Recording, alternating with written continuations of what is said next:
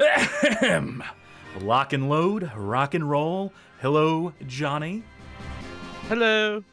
Welcome, one and all. Welcome to the Bad Game Hall of Fame. Welcome to Gun Games Extravaganza.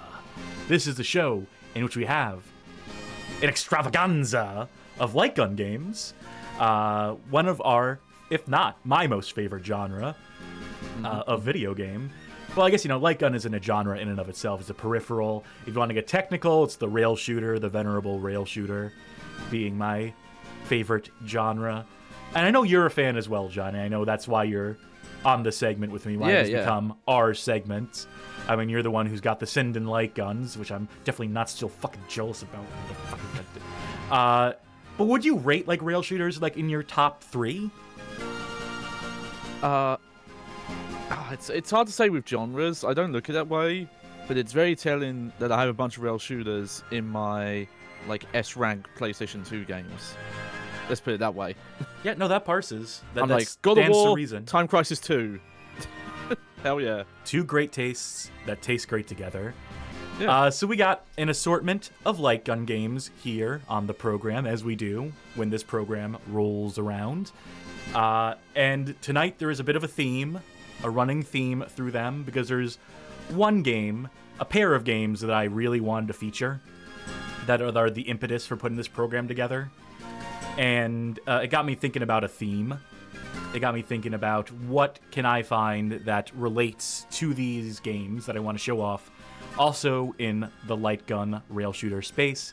And it turns out there's more than plenty of cop games in the rail shooter genre. Oh boy, is there. So it was not tough. It was not particularly tough to find games that paired with A.D Cop for MS-DOS, which will be the feature game tonight. But along the way, we'll feature some titles, some classics that have featured before in this series. Back in our first episode, I think our first episode opened with a segment on the Action Max, and then a cavalcade of American laser games. But that first episode's not very good. It's just me flying solo, having a co-commentator, and having a more specific focus this time around will probably help in making these games swallow down a little easier as we tackle the likes of 38 Ambush Alley and Crime Patrol. And at the end, after we've gotten through all that, there's a bonus game at the end with a bit of bonus history attached to it that I'm eager to showcase, to show off, to point and laugh at, really, if we're being honest here. So it's a packed show here on the Light Gun Games Extravaganza. And without further ado, let's take it down to the firing range. Got ourselves a new set here for this segment, fit for us to pop out in front of. This is the Hogan's Alley target practice firing range. Hogan's Alley, another NES game, tentatively centered around cops. It's the idea of being a cop, practicing your aim down at the range and whatnot.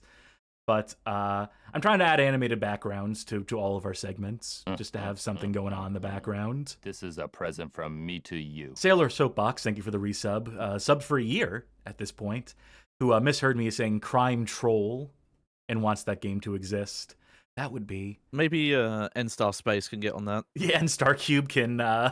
Yep. Finally, That's it, yeah. They're getting away from the Orc series and onto the Trolls now.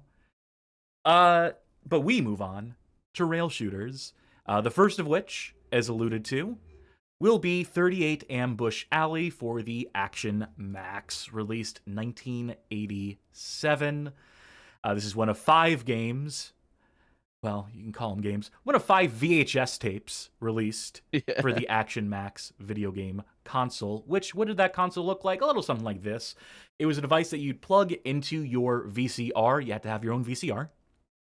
You'd plug this in. It would synchronize using that red light gimmick there. You'd put that on your CRT monitor in a designated spot in the bottom right corner. That would serve as your calibrator. And then you'd point and shoot, and the device here would track your score. And so these are some of the most basic rail shooters imaginable, but they are full motion video, and their capacity is VHS tapes, as sequences they filmed or stock footage they licensed, and then put some gameplay, quote unquote, a million quotation marks around the term gameplay here. Yeah. But, you know, for a moment in time, for 1987, this may well have proven novel. Didn't do much for Worlds of Wonder, the manufacturer. They went out of business. They were disgraced, I believe, on the back of this thing. And with games like 38 Ambush Alley, well, I don't see how. Shocking. Frankly shocking. Thank you, Carmen, who resubscribes with a message. A.Cab includes on-rail shooters. Well, fuck. We're going to have to scrap this whole segment, Johnny. Yeah, Kids wasn't obvious. Propaganda. Yeah, propaganda spread far and wide. Case wasn't obvious. All cops are bastards. This stream is not an implicit endorsement of cops. In fact, you could say it's actually quite the opposite. But this stream also serves as a condemnation. A steady aim is critical. Of a particular emulator package known as Daphne Singe, which is, at the moment, the only way to play Action Max games, even though it is a steaming pile of shit that's liable to crash. That's I think barely I knew a put girl together. called Daphne Singe in school back in the day. Well, hopefully she was cooler than this. This title screen would be bespoke to the emulator. The actual... This too. Get ready for action. You would just start rolling the VHS tape. They'd have a target calibration screen after this intro reel, then it'd go into the tape. And so on and so forth. Yeah, this is a huge blind spot for me. The VHS-based gaming. It's been a fascinating rabbit hole to peer into. Haven't fallen into yet. The Police Arcade. They couldn't afford the R for arcade or the MY for academy. Like it starts with an officer having to tell people stop shooting. The toughest test we can outside of putting you on the streets with the real bad guys. It's a little place called Ambush Alley. Let's move it. He said the thing. He said the name of it. He forgot to say the 38 in front of it, though, so... Oh, if only. This is it. Ambush Alley. We call it that because you make one bad move, you're the target. And That doesn't make sense. Gonna be out there in them dirty Yeah, the targets don't shoot back. So listen up. I said listen up. Someone wasn't listening. Someone was slacking off. Guys, you see one? You better get him or he'll get you. So you be sure before you shoot. Speaking of shooting. Yep. So know where your partner is at all times and stay out of his line of fire. You can tag the targets so- here multiple times while they're up. Yeah. I'll mention for the folks at home, so you can see the emulated light add-on. It would go over the top of the screen. You can actually see it a little bit. You can see the little bits underneath that I think would have lit up the light. It does peek through on the simulator. And yeah, here's the flashing. I do need to get like a good layman explanation for how light guns actually worked. Because I've never actually looked into it. It's just always been like, oh, that's magic. And we crashed. Hey! Like I said, Daphne Singe, fucking piece of garbage. That if you click too fast, in these light gun games... Oh, yep. I forgot about this, yeah. So, you know, Action Max. we'll relaunch it, And, and maybe I won't shoot so much. Maybe Yeah. I will just, Get ready for action. Yeah, fucking you let can't, the you can't video go for play a out. score. Yeah, unfortunately. Which pathetic. I know from being shown this that to get the good grades in this game, they want you to be shooting Hundreds fast of enough to crash the times. simulator. Yeah. Can't fast forward this either. So unless I just got the MKV file that the video consists of and just played that, which I could do if it crashes again for no reason. Targets. For now, we're gonna give you the toughest test we can outside of putting you on the streets with the real bad guys. I know some of you may be familiar with this speech. We gave this 5 minutes ago, but someone shot themselves, so we're starting over in the top. Remember, clear the holster before you pull the trigger. Ambush Alley. We call it that because you make one bad move, you're the target. I like it's live action, but the fellow officers all look basically the same, so they look like reused models. We'll have to save on RAM. This alley's full of bad guys. If you see one, you better get him, or he'll get you. So I can't tell if that guy has a mustache or just the VHS compression. It's very You strange. can go either way. we're gonna be working in Yeah. pairs. So know where your partner is at all times. I'll go for a click here and there. You know, another thing about Daphne Singe is that you can shoot targets like I've been doing, and it'll just not register them because these are contingent. These games were contingent on the efforts of people who were like bringing them into this program to make sure the hitboxes, the invisible hitboxes that you're clicking against, you know, actually correlate with the on-screen motion or in sync with it, and so on and so forth, which is, you know, a not insignificant effort. It's just a shame they did not put in enough fucking effort to make it any good. Are you sure that's the gun? You know, the limitations of this system being that, you know, it would only detect these flashing targets on the screen. And, you know, there are things that you can shoot to lose points. These are beginning to see why we call this ambush alley. Hostages and the like in this. It's a residential neighborhood. Watch out for the civilians. So yeah, there are civilians to watch out here, but my understanding is it's just minus points. Because you know. Oh, I got points for shooting her, VHS even though she was good. She was a civilian, and I just... Fair enough then. Don't think that's intended. Well, you know, maybe, you know, she was black, and, you know, being a cop, it would make sense that... Yeah, we're gonna go blue tonight, folks. It's consequence of cop games. All right, that one is properly flagged. That one is not. Ay.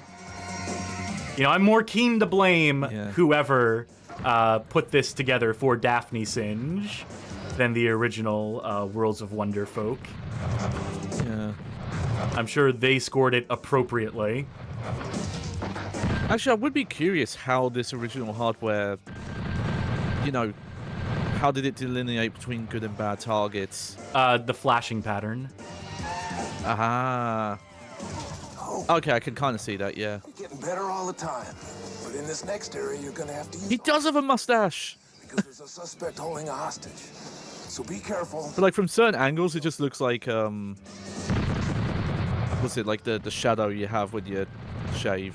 5 o'clock shadow. Yeah. Oh! Whoa! Incredible Now I get effects why they only call the ambush Action alley. Max was capable of. That or the video toaster, you know. Let's do it, partner. Let's do it. Let's check this place first.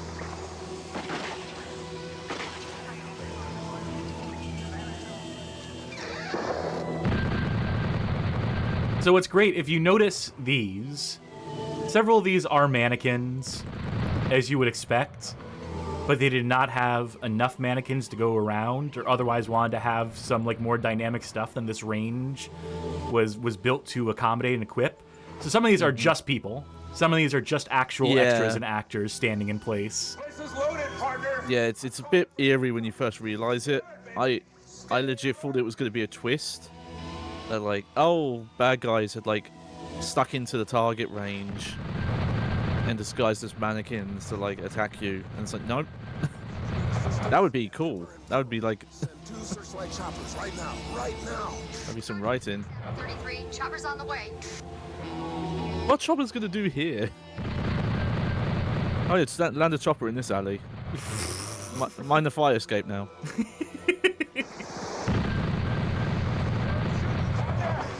They've dispatched 2 choppers. They should be here in a second. And, you know, not being able to, like, you know, score off of shooting your partner, not, you know, not having any penalty for that because there's no... Now that was a person. That was a sure. person, yes. Yeah. That's a person, yep. Yeah. I mean, it's very hard to move like a mannequin. Behind those barrels.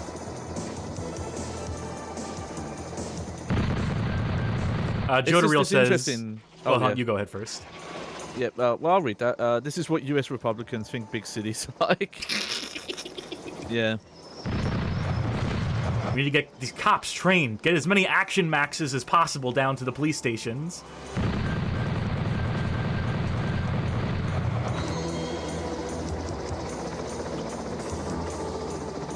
but yeah, like the game is, it's I guess in a way trying to be like from a person's perspective. They had a gun, but I lost points. Whatever. They have a gun, but I lost points. Yeah, yeah. Who's? How do you delineate who's got the right to bear arms and who's not? I don't know. It's almost as if guns should be prohibited. It's almost as if not everyone should fucking have a gun. Crazy thought, I know, but... Yeah, like they're trying to do your perspective, but then they do the hard cuts because they wanted to do like some cinematic stuff. And also because they had to reset some of the angles and whatnot. Yeah, too, yeah. So That guy was flipping the bird, I think.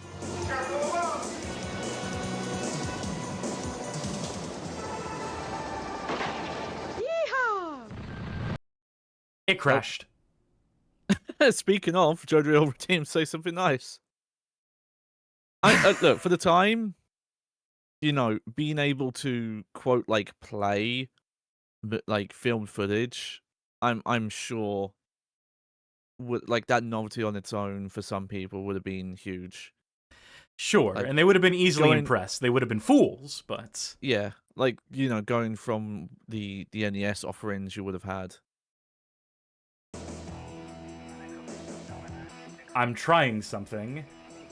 Bear with me, folks, while I attempt something. Yeah. Because, as you might suspect, you don't have a chapter select. With a Where were we, VHS give or tape. take? I just got the MKV file. A bit... I think a bit further than this. No, the music's different here. Oh. Okay. You know, it's kind of hard to tell. Yeah, they when it all looks reuse the a lot same. of shots sometimes as well.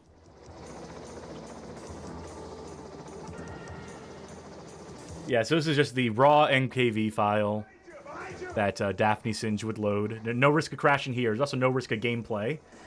Yeah. Folks at home, you keep score. And, you know, don't look at the bottom right corner if flashing lights. We should mention that we do our best to mitigate the flashing lights in the course of the Gun Games Extravaganzas and whatnot, but you can only do so much. Yeah. Especially when I'm having to play a fucking raw video file that happens to have a flashing light baked into it. Yeah. Yeah, there was a point in the PlayStation 2 era specifically where devs kind of realized how to make it less of an issue like the flashing. But, you know, also being able to run a game at a high frame rate was a big help.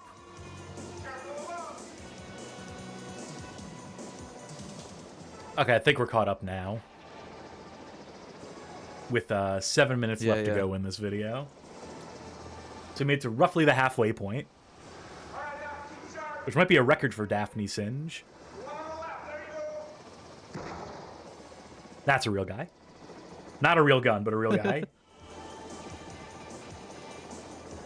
You know, if I'm going to say something nice, you know, this is a, production-wise, you know, in terms of, like, the shoot, in terms of, you know, like, the filming of all this, there was probably some effort put into this. I mean, the location already existed. These are, like, police will have these sort of simulations, you know, in addition to, you know, the standard target practice shooting galleries, the ranges and whatnot. They will have sort of simulated things where things will pop up. These aren't as in vogue as they were at a moment in time, I believe. And, you know, were these ever effective? They were effective in making cops paranoid motherfuckers. You know, which is probably responsible for a lot of the problems of today. Oh, I want to click him so bad. For, like, the worst hypothetical, as opposed to how to not get to the worst hypothetical. Oh yeah, people talk about the different flashing, triple AAA in chat mentioning Point Blank 3 flashing the dark green. I know most games in the PlayStation 2 era would use like a slightly grayer tone. And then if you had to go brighter, you could like mess with some brightness and some. That was a real guy. Hello there. Hello there. I like how they must have put like a plastic mask over their faces to try and simulate. Yeah. the appearance Yeah. of being mannequins. Yeah, I noticed as well they put them on some of the mannequins as well, so it's hard to tell which are which is a smart idea. They're very creepy looking as well because of it. All the better to shoot at. Jamming music though. Ooh. Hey, you want to shoot this guy? How do you even tell that guy had a gun? Because he did. You know, especially like, you know, the magic of VHS Yep. and your old CRT TV. I mean, I'd assume you have to have a proper, like, decent CRT TV, too. You're not the ones that you take to the beach with the little fucking rabbit ears on them that you tune in. Yeah. The size of CRTs will make some, like, gun stuff just not work. I don't remember the exact size. I like this guy just chilling. Sundown McMoon says, "Does this turn out to be a Twilight Zone type deal where the mannequin shot back? That'd be pretty neat." Yeah. Instead, we have 38 Ambush Alley for the Action Max.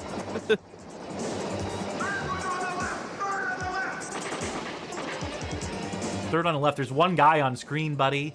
Your instructions aren't fucking helping. Oh yeah, look at this guy again. It's like the hard cuts to him.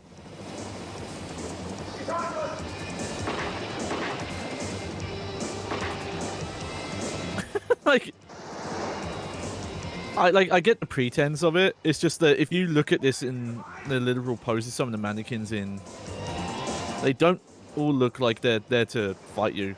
Yeah, they're not all particularly menacing. Yeah, I get that white couple that like brought out their guns because some protesters walked through their street. AAA asks, or AAA asks, I should say, is this training cops for the eventuality that an entire neighborhood fucking hates them? The inevitability.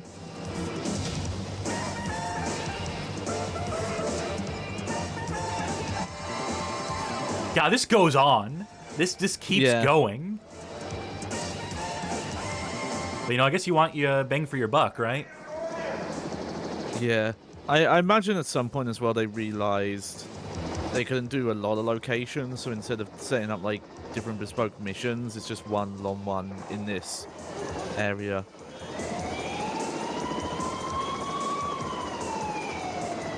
And, you know, people will say, like, of the FMV my favorite rail shooters of the era, is this really that much less complex? And the answer is yes, because there's no stakes here. Because there's no alternates, because there's no cutaway if you accidentally shoot an innocent person, or no running out of life, or what have you.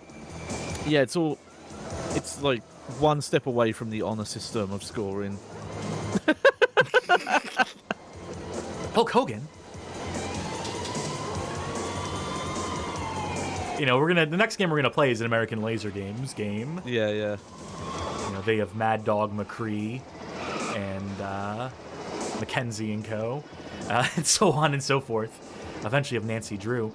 But you know, the jump in complexity is night and day. I'm convinced the mannequins are alive because that lady had a gun and then it was a handbag when you panned back over. There is a hidden story in here. People are mentioning the Captain Power, which was another sort of solution for having a light gun, watching a TV show, and then you could... basically, it was a show that aired on television, it aired on cable, and you would buy a peripheral that was a light gun that you would plug into your TV, and you would, like, act in synchronicity with the show. You would shoot the targets on screen and so forth. Mm-hmm. You know, obviously you're not changing, you know, broadcast cable as it's airing, but, you know, you keep track of score and whatnot. Yeah, I've either vague I've heard of this, or the UK had something similar, like very limited run, if not like a shooting film, but like something like that. And then I guess like long way roundabout that goes into like the Satellaview stuff on the Super Famicom. Medium Smokes asked, so is like there any actual gameplay going on? Well, we tried. We tried doing the actual gameplay, but it kept crashing because the emulator that facilitates this, Daphne Singe. Snap out of it. Listen, you did pretty darn good out there today. You keep up the good Wait, work. was that all a dream? My partner. I hit the showers. You stink. Yeah, the emulator that would have allowed us to actually participate in this keeps crashing when you click too much. So we just played the FMV. We just played the actual VHS video that would have accompanied with. Coming up next, previews of other exciting Action Max game videos. They lied. They weren't exciting. They were basically all this. There's one that's like a ghost busting type thing where they have like puppet ghosts and other monsters that you shoot. There's some names in these credits, by the way. Yeah, typically credits do consist of names. Yeah, but like someone's surname was Munster. Thunder Levin.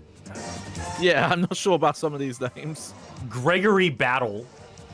Yeah. Oh, Medium Smokes clarifies. I mostly meant because you mentioned how there's no changes or anything. Yeah, there are no changes. I mean, the tape would just play.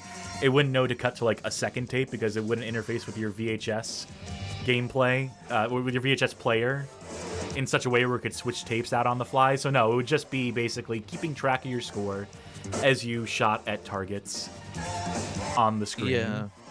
The basic most interpretation of a rail shooter, of a gallery shooter, what have you. Yeah.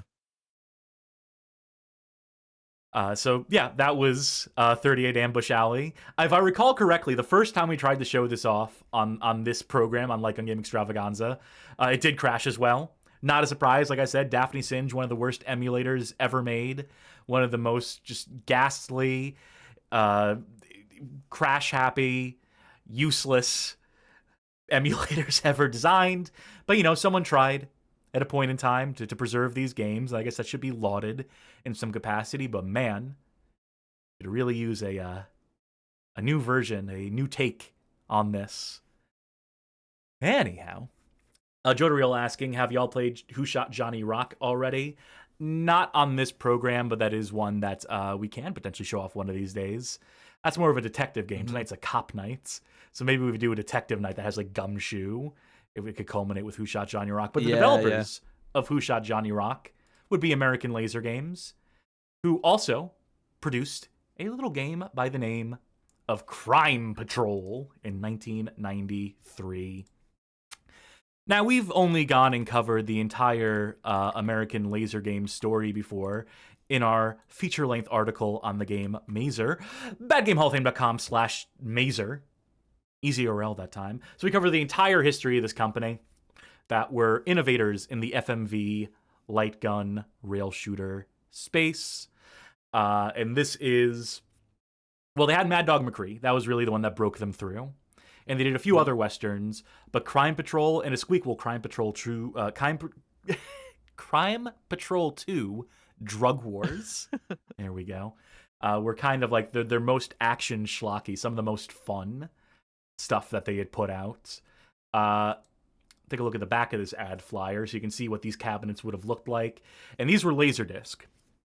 These were Laserdisc cabinets. So what you do is you'd put your Laserdisc into this dedicated ALG console, and you could swap out the game as simply as swapping out the Laserdisc, which made them a very attractive, sort of prospect for arcade operators.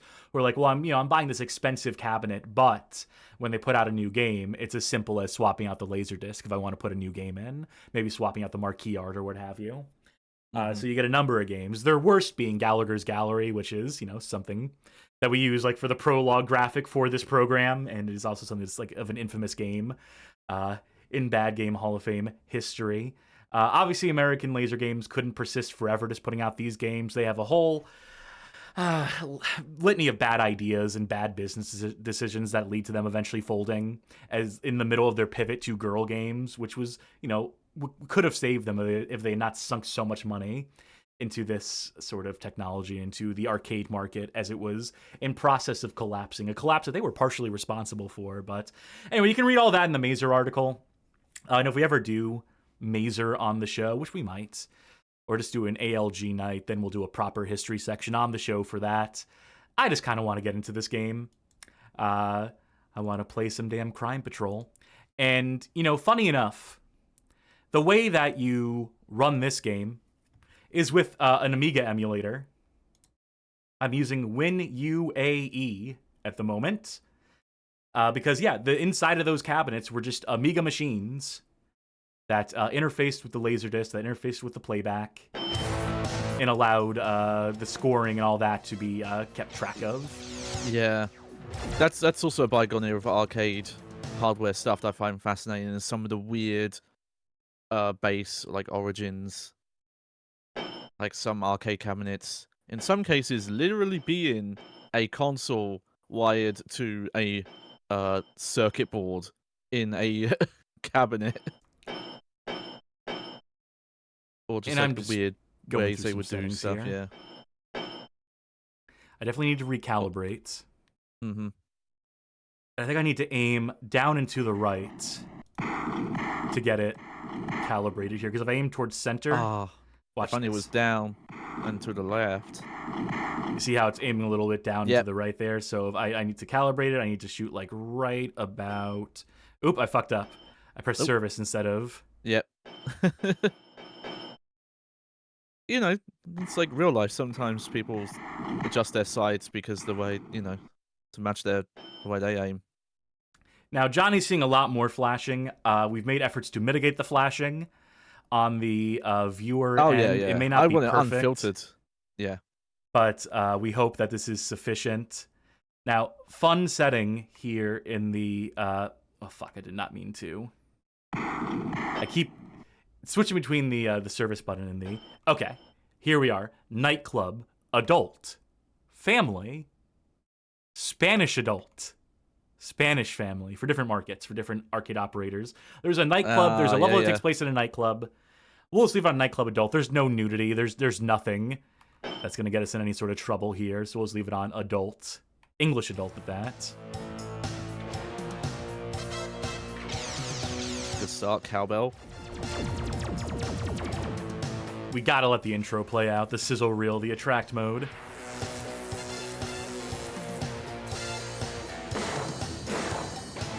Let's kick some butt. Stunts galore. Welcome. Yep. Hammy acting galore. You gotta be tough to be on this team, partner. Now, if you saw this playing on a screen at the arcade, oh yeah, it's not even a fucking question you're putting a quarter in. I mean, yeah, that's... I mentioned propaganda, the idea of, police propaganda. The unfortunate thing is that if you completely remove the context of, like, real-life police work and stuff like that, like, a lot of it is exciting and fun. That is the kind of the problem. Propaganda. I had to put 2 coins in for my credit here. Might as well as load another one in. I know I'm going to need it because... hell yeah, credits. Even though this is very accurate emulation, being that it is emulating a Amiga, that I'm using an Amiga emulator here. The game itself, the game logic, the hitboxes and whatnot, can be a little suspect. Yeah. Would be a generous way to put it, a diplomatic way. One might say bullshit in some cases.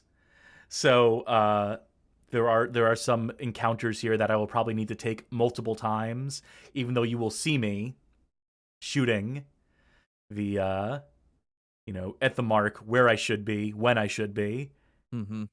I'm also just letting these credits play out because I do like seeing the especially this guy. Yeah. I Meth like that girl. Their weapon expert was credited as Gun Wrangler. Oh no, that is an industry term. Yeah. That seems very American to me though. Like it's cattle. These guns on the loose. New Mexico Gunfighters Association. Thank you, Albuquerque. That's where American Laser Games were headquartered. Stay tuned. How about I put a credit in? Shoot to choose a location. All right, we'll go to the target range, calibrate. Mm-hmm. Why were your fingers all black, lady? You should get that checked out. I think that's frostbite, isn't it? All right, well, that's as good as that's going to get. Let me move the chat up so it's not in the way of our score and whatnot. 1057, armed robbery at that location. 10-4, let's kick some butt. Oop, I did not mean to skip the intro. It was like a couple seconds anyway, but...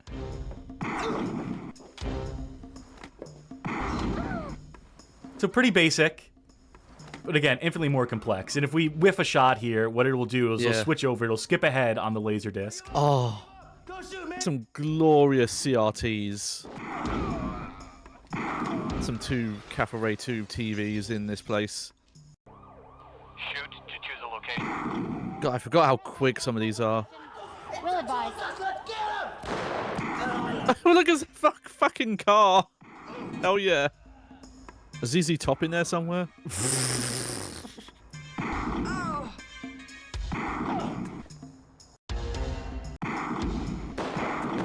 Oh, wasn't quick enough. Oh, that. Later. That's how they get you. At a certain point, you need to just memorize the sequences, where and when people appear. There's just no two ways around it. That far away. Whoa! One of those boomerang bullets I fired into him. Hell yeah. Hey, they got some proper stunt work. Like I said, ton of fun. Must have been fun as fuck to film these. Yeah. Now I know Gallagher, on the other hand, was fucking miserable to produce, according to everyone at the ALG team, because Gallagher was a piece of shit. Rest in piss, bozo. Yeah. In case you thought he was reformed or something. Yeah, I love that guy. Oh, this thing will fry you.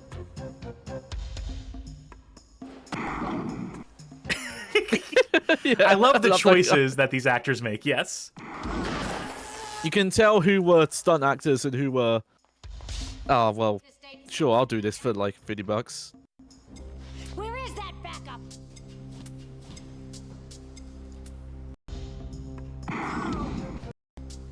They're all over the place. You see what they're doing here is that these sequences are slightly randomized. The ones where the camera like comes to a stop. They will like play them like out of sequence to trip you up. Guess I'm on my own. Welcome to Undercover. Oh yeah, yeah. It's Pick an assignment. they're not very clear that you're getting promotions. I thought that lady was lamenting your death there for a second. The deal's going down. This is Agent Rodriguez. She's inside. Let's eat their lunch. This guy is sponsored by Yoo-Hoo, by the way. There's Yoo-Hoo in every shot with this guy. Ah, not quick enough. Tough luck. You're finished. Welcome to Undercover. What if I did go again? What if I decide to try again? Am I finished then? Finnish? Swedish?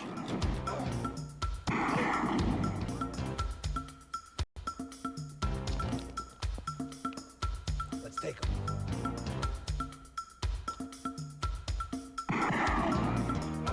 The dip switch settings for difficulty, I think, adjust how long you have. You can see the game sort of slow down as some people show up. Slow down, yeah. Wait. Yeah. Yeah! After them. Medium so 20 now. Yeah, it is not perfectly aligned. We went to the gun calibration before the game started off, but I'm just compensating by aiming a little up and to the left. You know, the hitboxes are generous enough. The rectangles they draw around our targets are typically generous enough that we should be okay. Oh, fuck. I don't want you to shoot. Okay. They got Steadicam now. Good.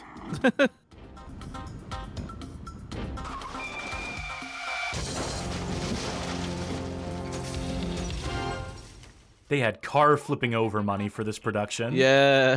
Got any coffee? This ain't no restaurant, man. You got the cash. You got the documents? You have a beard, or is that unfortunate face paint? ID number? The works. The works. Well, here's the works. You're under arrest for selling stolen property. She's a cop! What was our plan? Yeah, I love that guy. Yeah, I don't know if that guy's just supposed to be like got grease on his face or something.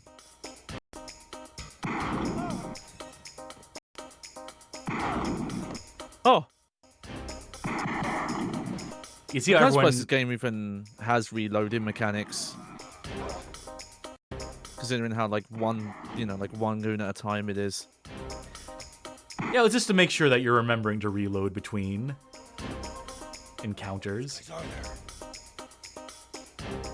I mean, I'm not gonna say no to a reload mechanic. Oh yeah, it's just, and obviously that's a limit of how this works. That there's just one at a time, especially with them, when they do randomize the order.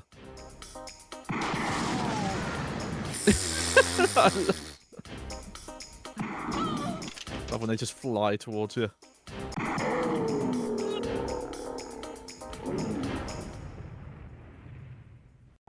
Welcome to Undercover. All right, you ready for the adult nightclub? All right, yeah. Hi, Lulu. The usual. Thanks. Hi, Spencer. How are you? Yeah.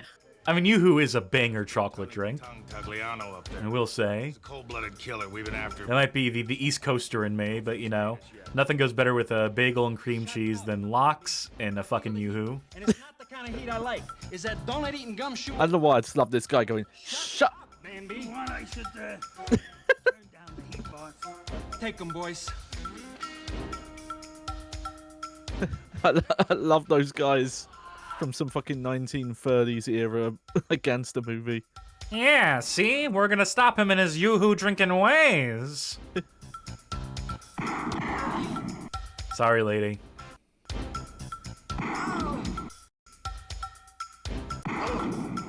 You have to really, unfocus my eyes and just detect, movement in the frame to really, Ah! No, partner. That was a waitress. Well, that was just me showing off what happens if you shoot the wrong target and how quickly it Yeah. But yeah, the way to play this game, because it does take advantage of the full frame, and there are no, real indicators as to where and when people are popping up, so you just kind of have to, sit back and kind of just take the whole frame in, and then just detect motion as it happens within the frame.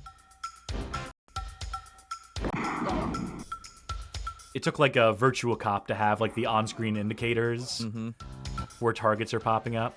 Hey, you looking for me? Yoo-hoo? He said it! He said the Yoo-hoo! So handsome. Come here often. Shut up, Mandy! Congratulations, partner. Good job. We're promoting you to SWAT. Nah, Mandy's cool. SWAT. I love it. We're promoting you to SWAT. Welcome to SWAT. You're in SWAT. Special police units, as we speak, are taking up positions at Man, you know what game fucking rules? SWAT 4. You know what game it's hard to talk about being fucking cool? SWAT 4. Special police units. Oh my god. Your history, dude. As we speak, Love the look down at the end there. Yeah, I guess that is a question. Are any of the games we're looking at today got any actual involvement with any real-world law enforcement agencies or unions or whatever? ALG, I think, did collaborate with law enforcement in production of some of these. Don't shoot, don't. I do like we got some baddie ladies trying to shoot at you as well. Did you see him? He had a bong. Oh. Or maybe it was meth. I think this is supposed to be like a meth lab, actually. But... Woo! Burn it up! Woo! Grimmer! Woo! Suntan! Woo! Burn it up! Hot! Really hot! Great voiceover work there.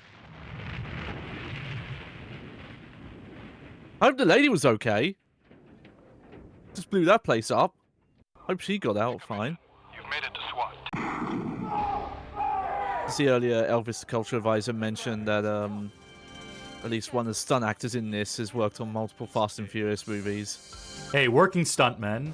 If you can keep a career going for that long, you're probably doing shit pretty safe.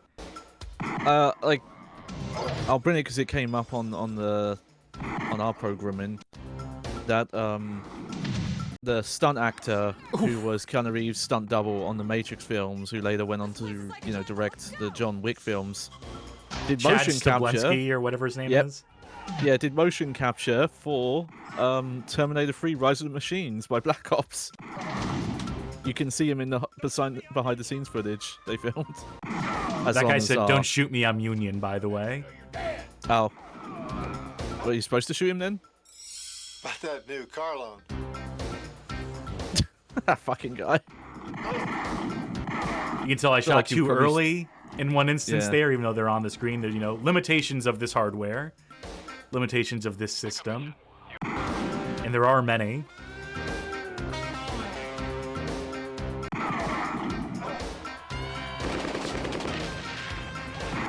Hell yeah.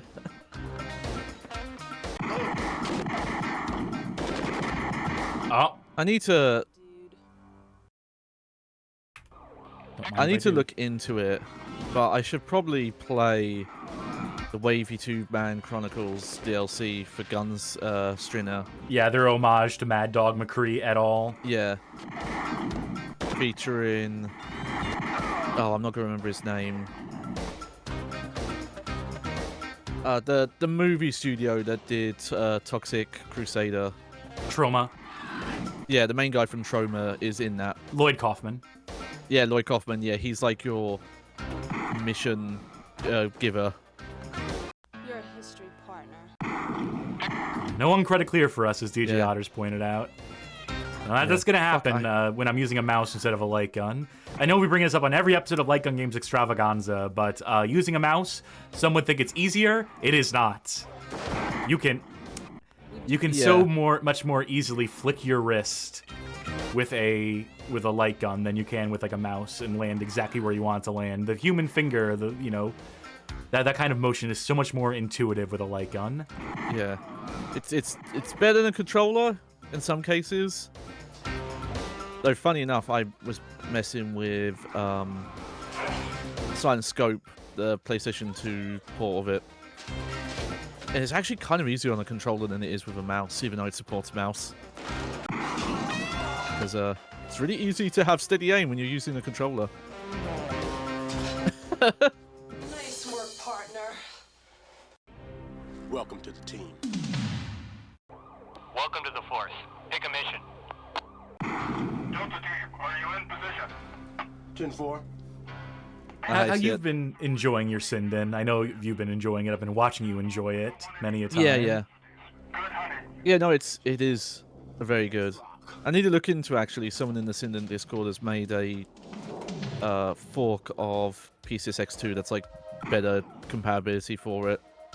That will eventually get merged into like the main one, but it needs some testing.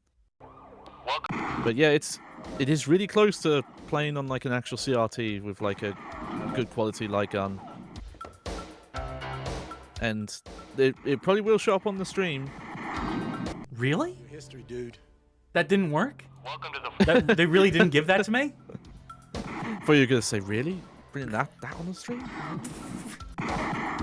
But there's a lot of potentials opened up.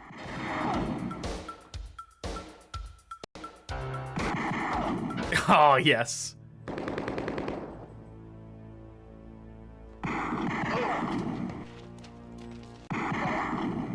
Usually got real tense here. They want us to take this seriously, Johnny. This is a serious mission that we're part of Delta Force. Enough with the jokes, enough with the yoo-hoo. I thought you were Delta Force.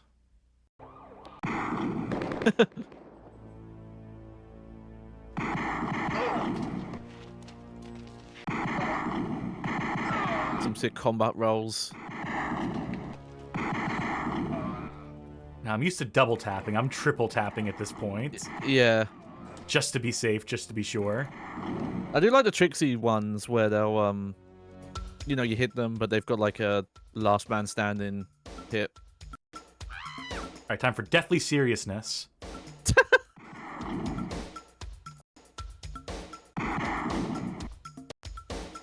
Hey, it's Mad Dog McCree. I guess Mad Dog McCree is with the terrorists on this plane. I don't know if that guy was with them.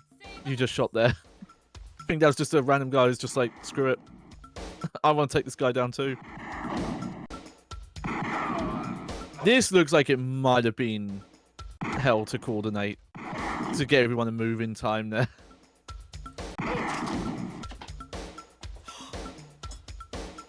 Yeah, take that Mile High Club from Call of Duty 4. This is this is how it's done. Too bad you didn't make the cut. Oh, man. Tough mission. Oh, DJ Others mentions triple shots is what you do in Time Crisis, so maybe it's that. By reflex, yeah. Yeah. It's a lonely child. Oh! See, that's why I could warn me, mate. You opened the door. You saw who it was.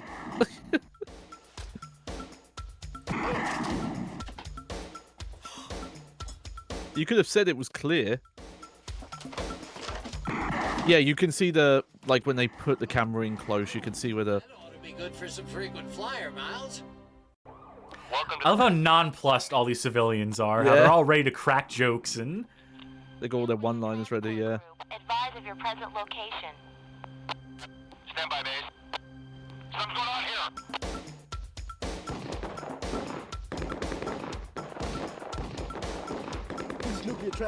Oh. M32 My Doom in chat points, at least they have checkpoints. That is really nice. Yes, there are checkpoints within some of these longer missions. ALG was considerate in that way. It's hard to get mad at ALG, right? It's hard to get mad at American Laser Games for the stuff they were putting out. You can get mad at, like, specific key figures running the company and whatnot and decisions they made. And we get into that in the Mazer article. How none of them, like, accept any responsibility for why the company went out of business. They're all, like, completely delusional about it, but that's a whole other, like, kettle of fish. The whole other, thing we could go off on. Great job. Now let's the two of us get this stuff delivered. Mail City in chat saying, I hope this lineup includes Shootout at Old Tucson. Unfortunately, not tonight. Believe you me, we have the entire American Laser Games oeuvre on hand, but this is a Cop Games night. His entourage, terrorists have seized But all things in due time. There are plenty of light gun games, plenty of themes we can make out of any given game. Oh. We've just learned that the player has taken several hits. Stay tuned. Breaking story. Pick a mission. Hell yes, Brandon saying, play the Gallagher one. That's no, we've done our time with Gallagher's Gallery. We've suffered enough Gallagher's Gallery in a lifetime. Thank you very much. Was that in the, let's say, Comedian Games Cavalcade? Wait, watch this. Oh, yeah, it's kind of brutal. Jesus. You're good, but not good enough. I had to let that one play out, but man, oh man. No, it's funny if you watch the guy with the fake gun. He shoots them in the ankle, like, he shoots down. Doesn't really aim at them. Remember, no Russian.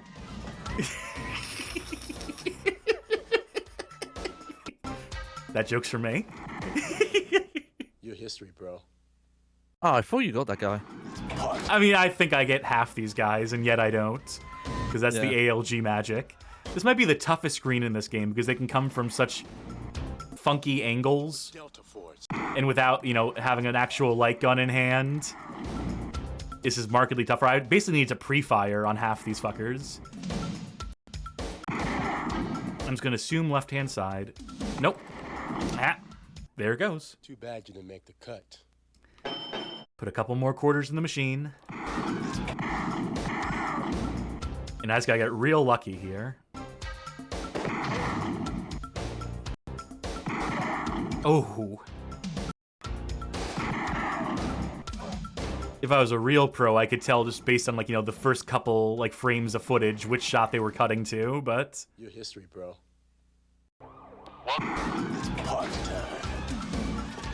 Medium Smoke's asking where can they watch us play Gallagher. It's in one of the previous Gun Games Extravaganza episodes. Maybe even be in 2 of them, as a matter of fact.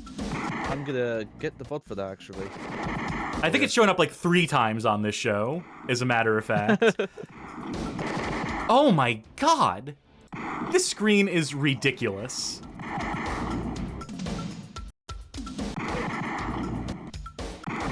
This is with the dip switch set to easy, by the way.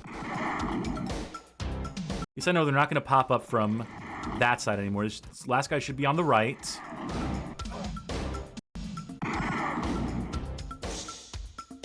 Yeah, it was in the solo like Gun Extravaganza. But it was also in the Comedian Games Cavalcade. So check out that VOD. This is so brutal. I was so close too. It was that trash can guy.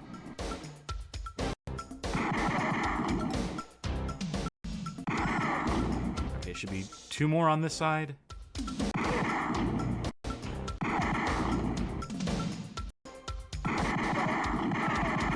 Oh! I love that. Oh, hello there, sir.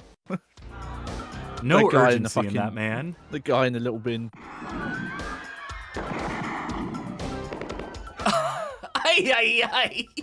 You're good, but not good enough. Tell me we start over from, okay, small miracles. Are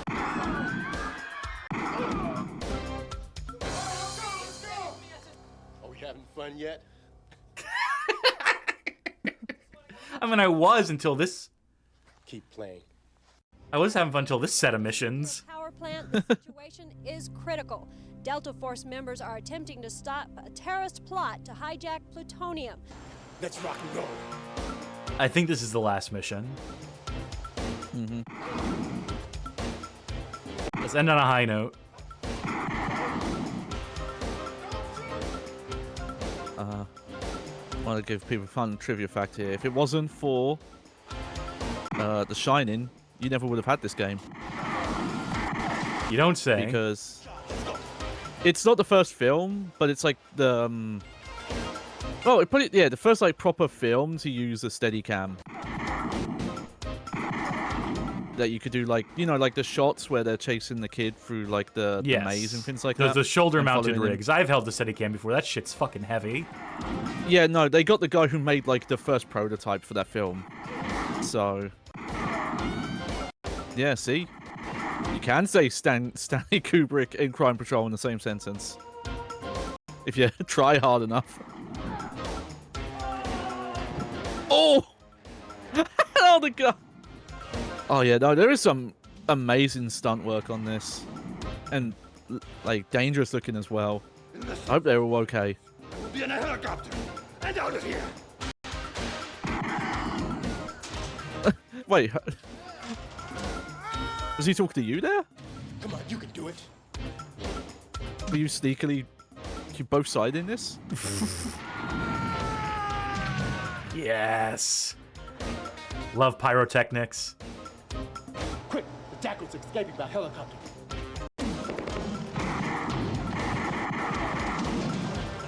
Ignore the helicopter until... That's a little bit pleased with yourself, ain't you? Oh, on the roof, yep. Rightly so.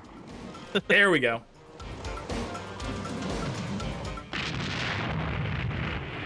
Yeah. Yeah, didn't... It had some budget, not quite helicopter blow up budget. Oh, this is the last mission.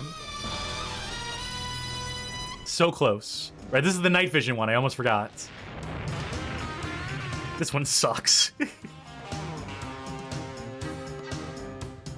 Just because you can shoot in night vision doesn't mean you should. I mean, did they shoot in night vision? Or did they just put a gel on the camera? Yeah, who's That's to say? what this looks like to me, yeah.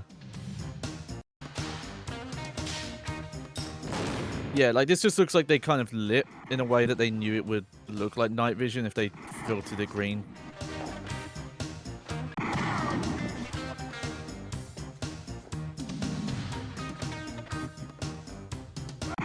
Did you get those Black Ops? Was it Black Ops or Modern Warfare that got the night vision goggle special edition?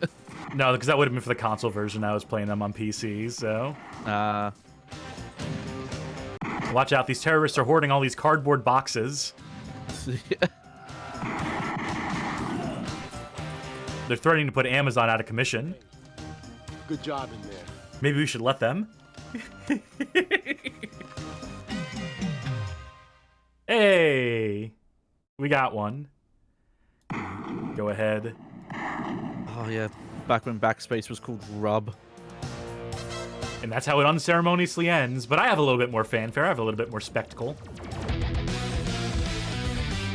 Oh yeah, does it actually show the leaderboards? It does between the attract mode. Ah, okay. Let's kick some butt. Anyway, we'll close out of that, having yeah. completed that game. That was American Laser Games' Crime Patrol. We could play the Squeakquel as well, but there's bigger fish to fry here. Like the centerpiece game of tonight, at least in my mind, the one I have been most eager to show off. This is A.D. Cop.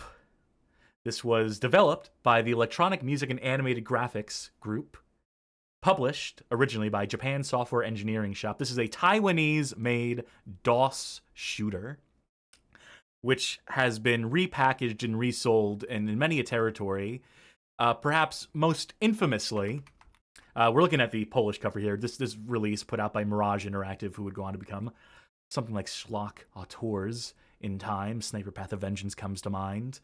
Let's go ahead and cut to some other boxes here, some alternate boxes for this game. So this game, this A.D. Cop, releases in 1996, as well as its Squeakquel, A.D. Cop's Overseas Mission, both developed by the same studio. But with the release of that second game, there is a PC peripheral called the PC Gun, developed by A4 Tech, a company that's still around, Taiwanese company, that at one point in time manufactured the PG-5 PC light gun and endeavored to bundle it in a package with A.D. Cop and A.D. Cop Overseas Mission. So that's what the box on the left would be. And because these light guns also enabled two-player support, these games enabled two light guns at a time, you would have to buy a second PC light gun, which would come with its own game, this Bonbon Light, featured on the right-hand side here. And you can see that, the second PC gun indicating that you would still need the first, because the first is what would come with the card that you'd put into your machine in order to facilitate the way the light gun works. Oh, interesting. Okay, yeah. So, this is to say that, light guns for PC did exist at a point in time, before likes of Sindin, where we're just doing mouse emulation. People were trying bespoke chips and stuff. I mean, because PC monitors were, CRT. similar, CRT stuff, and higher resolution than TVs were for a long time. Well, yeah, I mean, technically, some of them could be. In 1996, I mean, the games would still be running at 320 by 200, give or take, resolution. Yeah. Whether that's getting stretched out to 640 by 480 on a monitor or not depends on the monitor, depends on your setup. But, okay. That's enough about the PC light gun itself. Let's talk about the game. Taiwanese-made game. It's often been called a Virtua Cop clone. I mean, it's as much a clone as any game that is a rail shooter that has cops in it is a Virtua Cop clone or what have you. What's interesting about this game and why this game did have a resurgence of interest in recent years is that Revenant, member of the Doom community and preservationist community at large, posted to the Doom World forums a time ago, where they discovered that the way this game packages its data, its level data and game data, is a variation on the WAD format, the Where's All the Data format, as famously used by Doom. And so it is speculated that the developers at EMAG rather, sort of did a reverse engineering or did some sort of version. They took Doom code and used that as the basis for this game. So you can theoretically load these levels, as it were, in Doom, and they won't spawn the enemies. You can't just play this in the Doom engine. You can't just bring this in the GZ Doom and expect it to work. It's obviously a measure more complicated than that. But it goes to show that these levels were constructed in a very similar way, possibly using some similar code, what have you. So you can see that in that Doom World thread. You can see people investigating the file types, finding some hidden assets, unused assets in the game, including a Pizza Hut logo that has the texture placed with the word pisser. But it's a fascinating little game that I only recently discovered for myself, even though this has been known about in the community for a minute. But I played this for the first time like a few months ago, and I was hooked. I think this game is genuinely a lot of fun. It's not great, right? It's not the best rail shooter I ever done played, but there's something to it that kept me coming back for more and made me really want to show it off here on the show. So if folk will indulge me, let's get to A.D Copping. And I'm going to give this the old 4x3 presentation. This game runs at 16, well, not 1600 by 1000. It runs at a 16 by 10 resolution, so it would be like 320 by not quite 200. I guess that'd be like 180, 160, something like that. But we're just going to compress into 4x3 because this would have been an image that stretched to fit your 4x3 monitor, ultimately. Yeah, only unless you were John Carmack with his widescreen PC monitor he had at the time. If you've never seen pictures of that, look that up. It is a sight to behold. The 3D shooting game is about the war between Task Force and the terrorists. Say less. We do get some FMV cutscenes in this. Oh, hell yeah.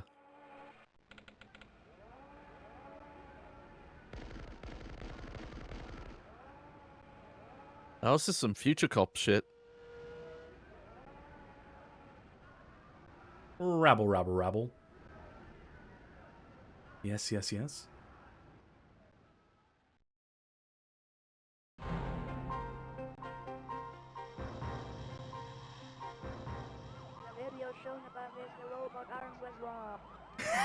Yeah, text-to-speech. Rabble, rabble, rabble. Peas and carrots, peas and carrots, peas and carrots.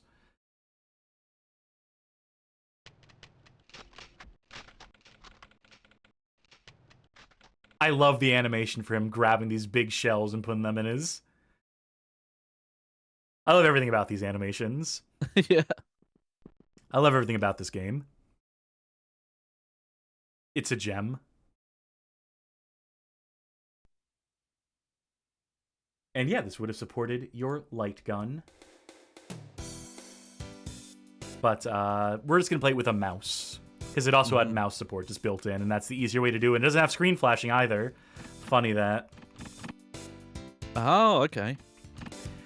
It would also have two-player support for both the light guns or for mouse and someone on a keyboard, but I'm just going to solo dolo this. I've not played this in a few weeks, so I can't promise a perfect run-through, but we will go through all 3 missions.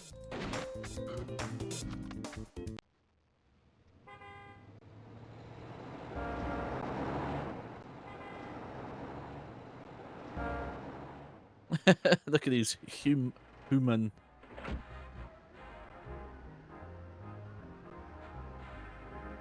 I love how these are presented without dialogue. Yeah.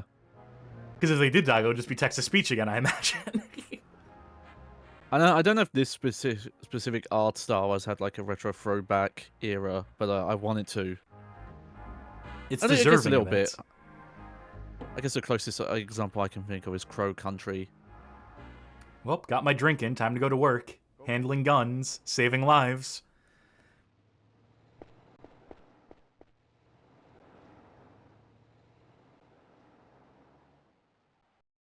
All right, y'all ready for this? Help!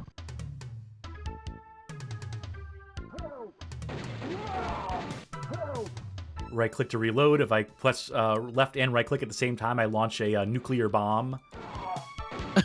I'm sorry. What?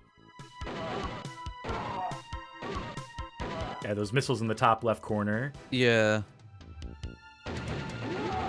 Okay, I guess they're saying a Virtua Cop clone just because of the whole targeting. Like, oh, this is the person who's going to shoot you thing. That is very Virtua Cop, to be fair. Sure, I'll grant that. Oh, well, I accidentally shot the hostage after that first hostage was a fake-out hostage. Luckily, I can just pick up a heart. And another gun. But yeah, no, I could kind of tell now, knowing after the fact that, yeah, this uses some aspect of the original Doom engine.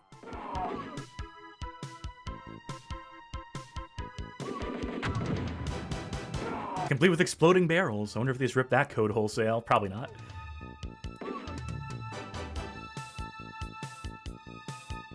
Mail City in chat saying, if only we had Combat Etchison set here saying 1-up. Oh man, this any game would benefit from Combat Etchison voicing it over, narrating. Yeah. Interjecting intermittently.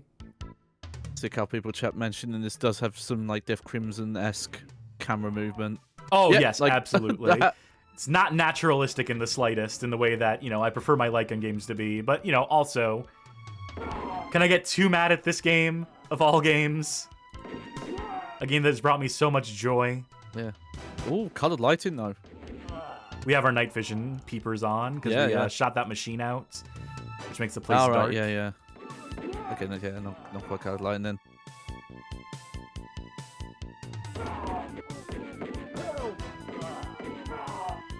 Keep a close eye. Make sure I don't shoot any innocents. Oh, I think I got hit there.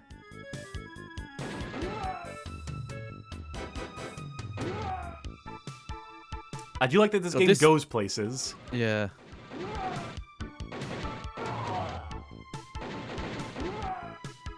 This makes me wonder now how hard it would be to get, like, to make a game that plays like this in current, like, Doom engine and, like, Doom Maker stuff.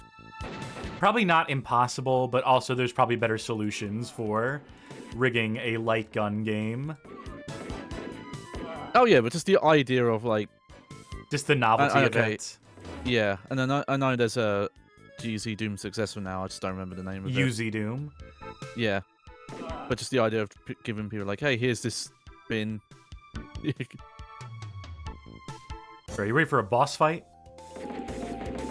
Especially taking the original Doom campaign and turning it into a rail shooter would be really fun. Ooh, that would be fun. I would play a fucking Doom as rail shooter. I know there's linear Doom, which is just one hallway that is the entire game for every level. Yeah. This is very Virtua Cop like boss. Like the fact he has the two guns as well, and is on top of the boxes. Like I think that's exactly how the first boss is in Virtua Cop 1. AAA in chat saying, I hate how Cass's coverage of Death Crimson made me kind of like playing OX. We're big Death Crimson defenders here. You should enjoy playing Death Crimson OX. It's fun.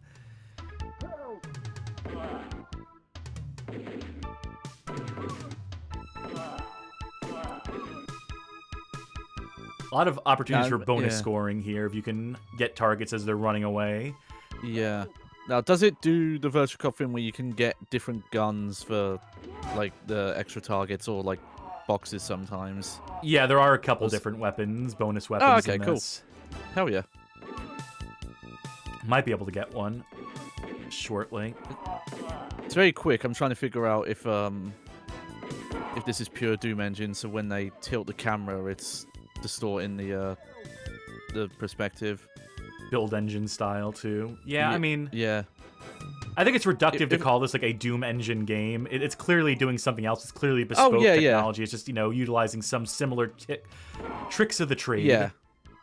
Oh yeah. I just don't know the technical term for that style. I mean, ultimately, it's just software rendering. It's just doing stuff in software rendering with. Oh yeah, but I mean the specific. This is going to be a very layman term thing, but the way Doom did 3D textures was it would have the texture and then it would calculate its 3D space by taking like thin strips and resizing them to make like a side view like this. That's how it's like doing 3D. Oh! They even have the guys close up to the camera like in a Virtua Cop.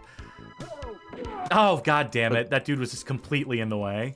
Yeah. I blame him. How it renders in 3D. What? Boo. They're putting way too many innocents in here. I think I see our boss, though. Yeah, see, Marcy saying, makes me wish they got to make Death Crimson 3 because I wondered where the story would have ended. Yeah, no. They had it plotted out. Yeah, that full game, the proper Death Crimson 2, does end on a cliffhanger. The one with all the with Echizen, oh, not Game Echizen, stuff but in it, yeah. the guy who's related to Echizen going into a stasis so that he can become one with the Crimson and whatnot. Yeah, they had a website. They had a landing page for a while for the Death Crimson 3 website. And, you know, you'd have to ask Manabe. He got sidetracked by, like, his music classes. He was doing, like, music lessons, and that's why he ultimately walked away from, like, continuing, like, you know, Cole's software development. He found other passions to pursue. But I would still love it if he just came back and made a Death Crimson 3 just for me. Yeah, Joe, say if we could kickstart Shenmue 3, why can't we fund Death Crimson 3? Hell yeah, that's what I'm saying. Oh, machine gun or assault rifle. Hey!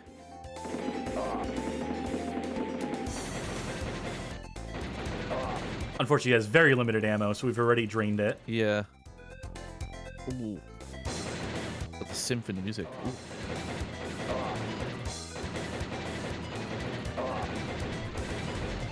Yeah, no, I will say I'm not 100% familiar with where PC graphics would have been at the time.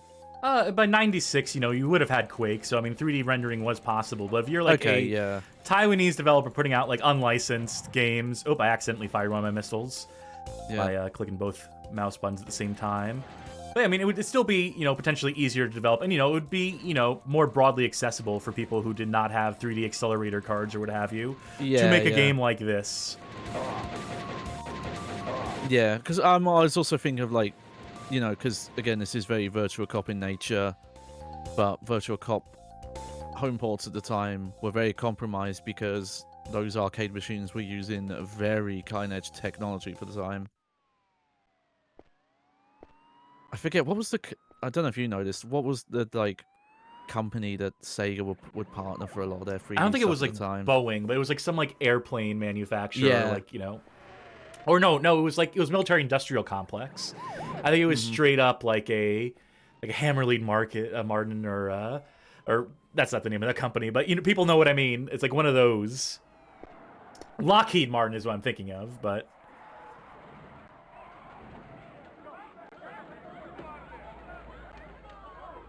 Bob and I are saying that was Lockheed Martin, so there's a running thread here. Basically, in case you're not keeping up with the story, we're part of the A.D Cop department, and we're developing that automated robot. But then the terrorists stole the automated robot, and now we're trying to track down the who and the why and where they are. Yeah. To get our robot back.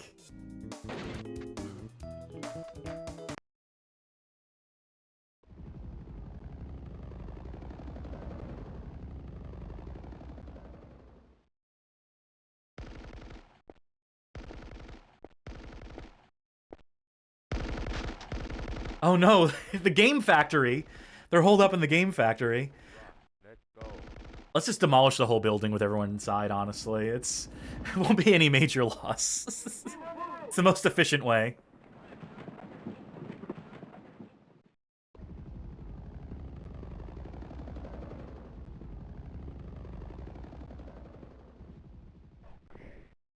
There we go. Oh, nice. First person perspective there. That is such a sick intro. This game's so sick.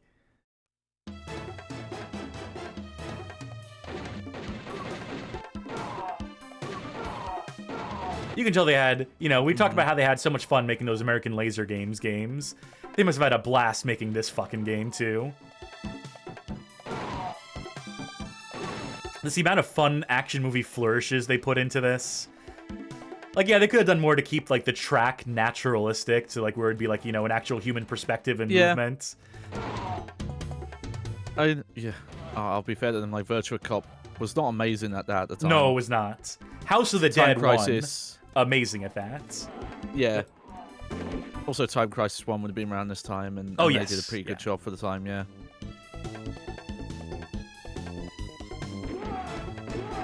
Okay, if you had not told me that this had any relation to Doom Code, as soon as we got in this room, you would have known. Said, "Hang on, yeah, that's the most Doom-ass room I've seen." Looks like something that would be in I forget which is which, TNT Evolution or Plutonium Experiment, one of them.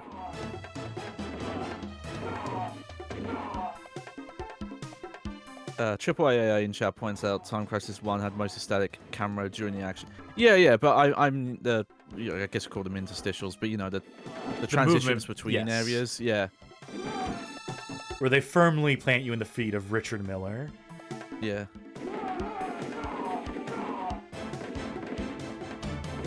Oh God damn it! It's a shame he's never properly come back in that series. It's just little cameos here and there. We finally lost our first credit because a hostage ran in the way. I even lost the machine gun I had. I lost the assault rifle. That's okay though. We'll persist. We'll continue.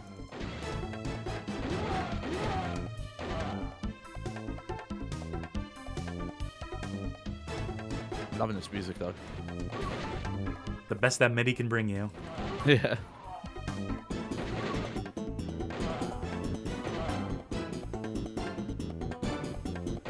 If I didn't know any better, I'd say they were trying to synchronize the action to the music, too.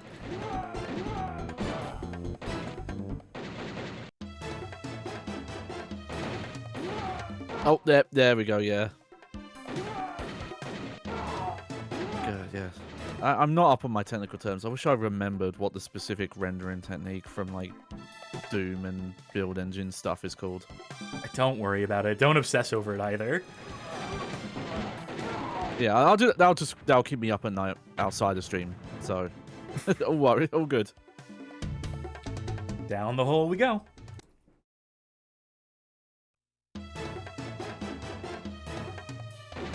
Oh, fancy. Trying to see if we can shoot scenery objects. Nah, bridge too far.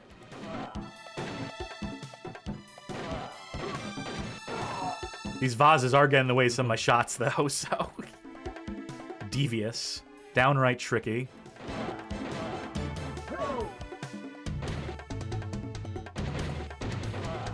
I took the bullet so I wouldn't accidentally shoot a hostage here. Stocking up on missiles.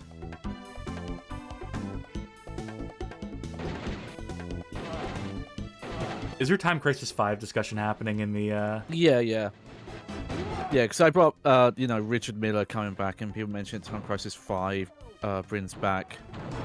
the Virtual Cop 1 and, Virtual Cop 2 protagonists. One of them as a villain, well, even. Time Crisis, yeah.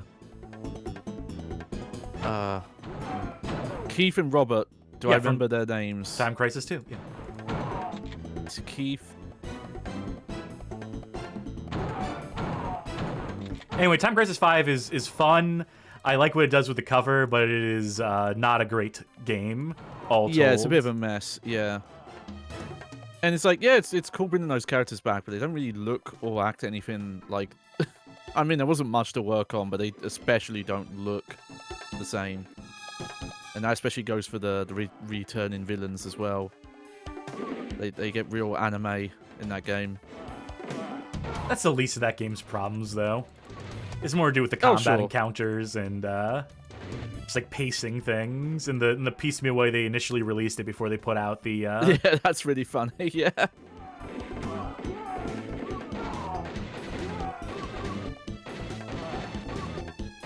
They are tossing enemies at us, which I like. I love to see in a game like this. You know, without having to worry about the screen flashing either, where you can just have as many targets as you want on screen, and you can just have sequences like this. Oh, hey, the window broke.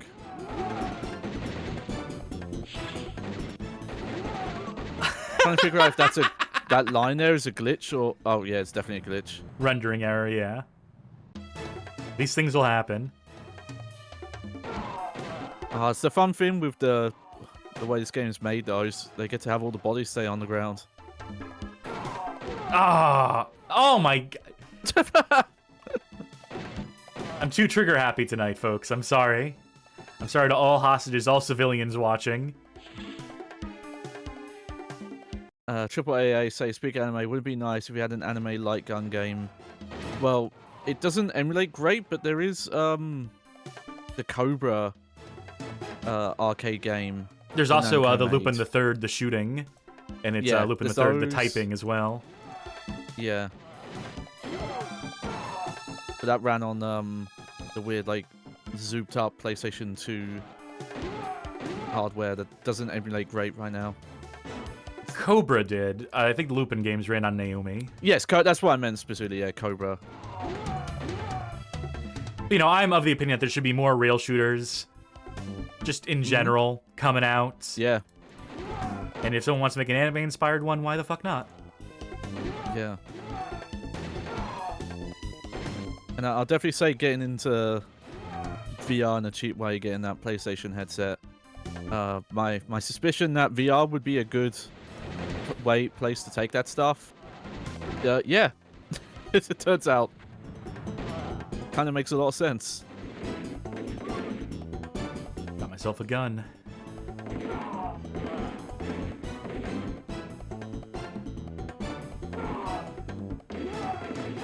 Yeah, I think we gotta do overseas mission after this too. I think we gotta do both the AD Cop games because this is too fun. I was gonna make a Matrix lobby reference, and I was like, oh wait, this is 96. So this is where the Wachowskis got that idea from. Rip-off artists. Wasn't enough that they were ripping off every anime. It wasn't enough they were ripping off the Ghost in the Shell, but they had to rip off AD Cop of all things.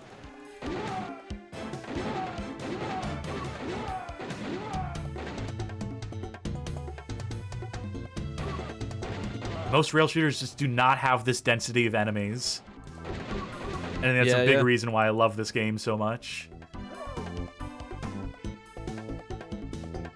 Yeah, I think some people have mixed feelings about it, but I think when House of the Dead got to that era as well, it is kind of fun. Just like, yeah, here's an automatic weapon and just a ridiculous amount of enemies. God, I really got to play Scarlet Dawn now. I got Allow me to entertain you. Oh, hell yeah. Imagine this guy saying with his throwing knives.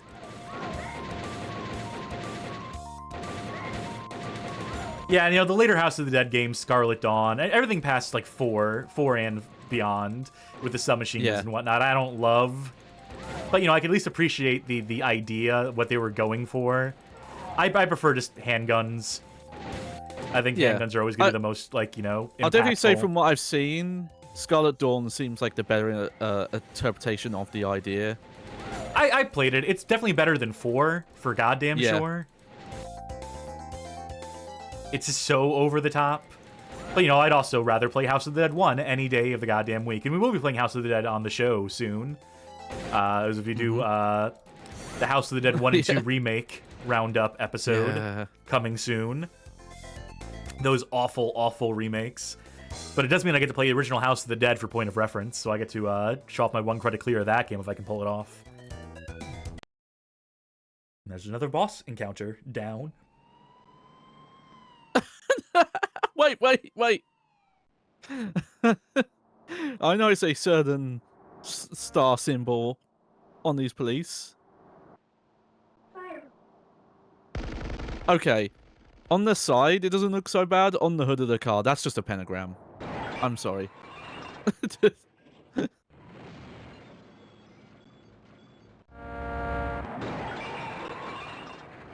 Turns out they're demons after all.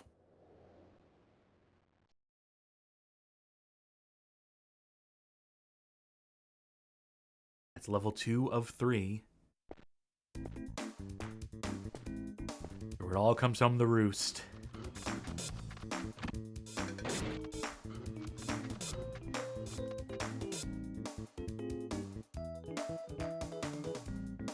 God, this rules.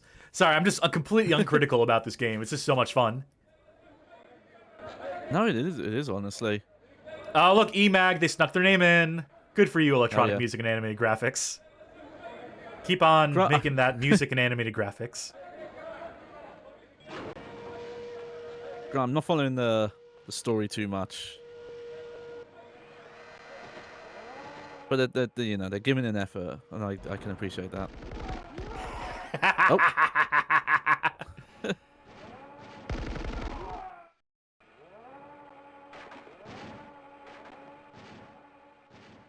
I think we're gonna have to take it out.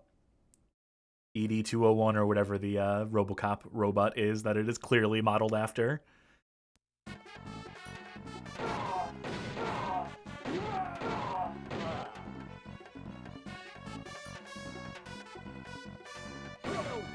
Oh my god, that's brutal that they put them right in front of the enemy. I guess that's how you add difficulty to a rail shooter, isn't it?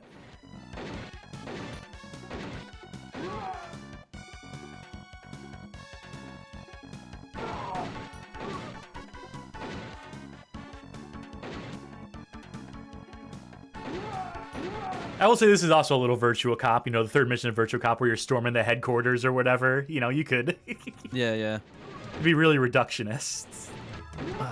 That reminds me, I never remember the name of it, but the original Xbox-based arcade hardware and emulators being added to Technoparrot.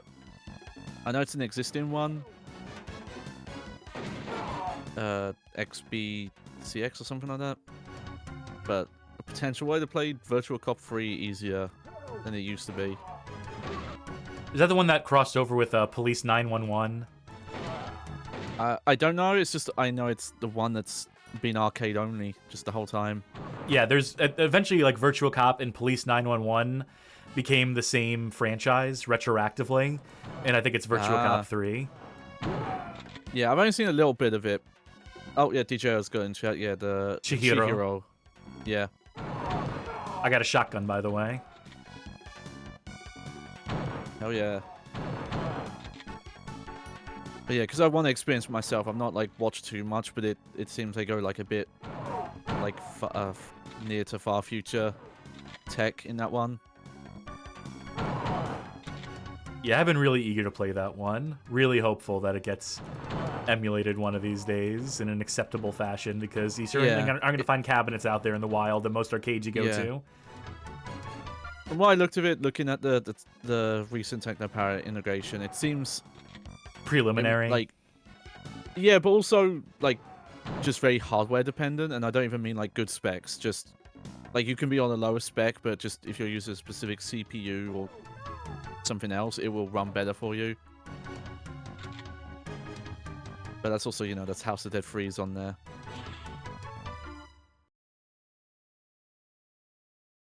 Oh, GG Otters might be right. I might be thinking of Lethal Enforcers, and wait, no, would that be right? Someone fact checked me if I meant to say Lethal Enforcers instead of Virtua Cop. But I'm fairly certain. Oh, now we get into. Now we're just straight up in the UAC base with some of these. I do want to check out that thread you linked earlier, because someone mentioned seeing assets for some other era, like, you know, they're saying even like some Doom 3D assets were in the code or something. Wouldn't maybe, be like unused, like maybe for reference, but be fun. It's just like a spread. Was it a spread shotgun, by the way, or was it a more like realistic one? Like a slug. I mean, it's hard to say. I think it just had like a wider like hit range, so you could be a little more generous. But it also means that, you know, you're more likely to hit hostages. So the movement there was ridiculous. It's like inching forward slowly and then zipping backwards in a blink of an eye. Ooh, whoop. Oh, nice. I missed that hard, I think. Yeah.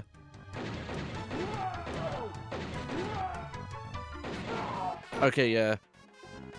I'm looking at that panel texture. That I think might just straight up be from Doom. No. Not that one. Not the one we're seeing here. The ones are those ones.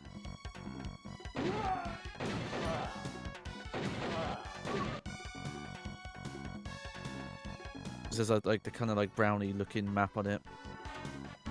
Yeah, okay.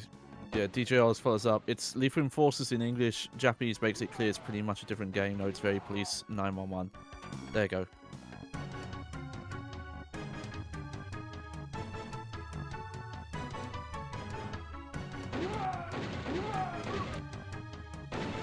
This would slap with that PC light gun. Apparently that light gun is very rare. The original model of one, and not that I'd even be able to use that, because it would require like putting a bespoke like circuit board, not a circuit board. Oh but... yeah, no, you'd want to use a modern solution. I'd be curious. Obviously, hooking into the mouse is the easiest thing the Sinden does, but I'd be curious if there's a way to trick it into thinking it's the original one, so you don't have the crosshair on screen. I'll have to do some research. Independent off the stream. research, yeah. Yeah. Because I will say, this is inside a DOS box, so maybe it'd be like something where you can figure on the DOS box end to spoof your mouse into being recognized as the light gun, or whatever the case may be, but... Oh, come on. I wasn't even aiming for her, I was aiming for the guy on the left. Yeah, that's the main reason we didn't prep for me playing everything with Sindens, is like some stuff takes like very complicated per game setup to get that stuff working. Sorry, I let a cat out. We will eventually get the show configurated to where it's you fucking around with the Sinden, because that would be more interesting, I think. Yeah. And we will be doing more light gun game extravaganzas, because Charky's away, the light gun players will play.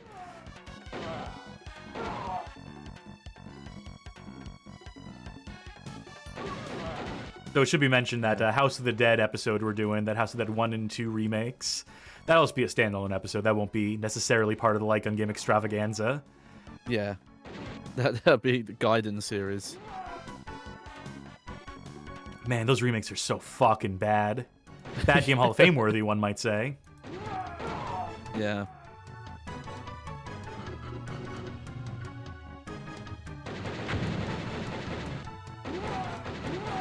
I think I damaged myself with the explosion on that. It looked like it, yeah.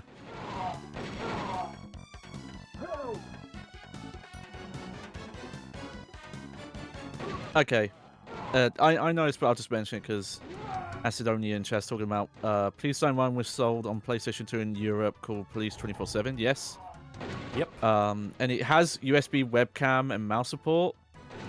Yes. So it does work with the one of the Konami like PlayStation 1 light guns, and it does work with some early 2000s webcams.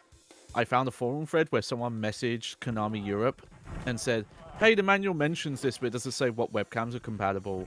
And they got a list back of what webcams are compatible. But thankfully, in PCSX2, PCSX2 can emulate the Konami Eye, which was the PlayStation 2 Konami camera that they made for that one game. So you can play it that way. And yes, it does support mouse as well.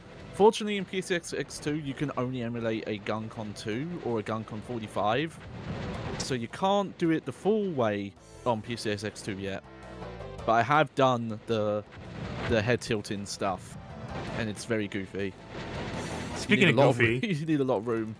Get a load of this final boss fight. Oh yeah.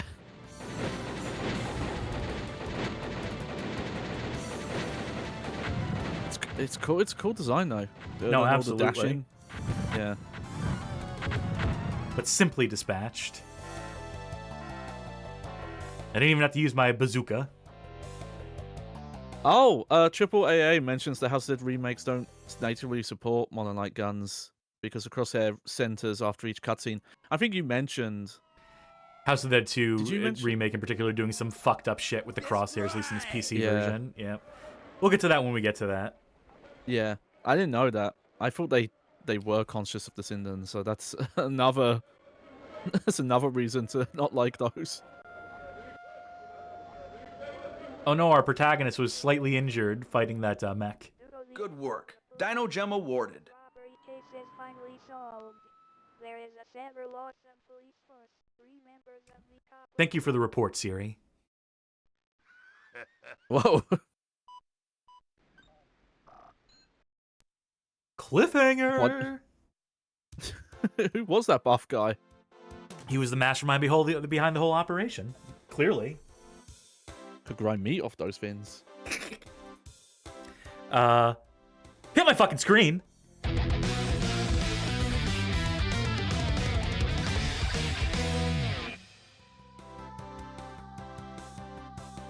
Man, that's so good! To me, that is, like, perfect. The only thing I would maybe tweak is maybe making some less intense camera moves. And, maybe a handful less hotches. No, not even. That's a skill issue on my part. I would just have to get better, honestly. But that is so fun. Yeah, no, this is one I legit want to play through myself. Some fun music as well, yeah. That's a proper video game company name. That's what EMAG stands for, okay.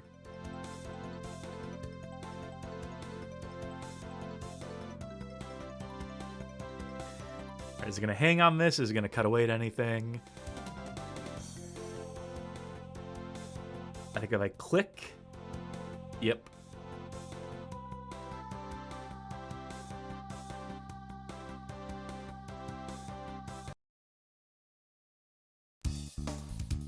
Oh, yeah. Put me on the list.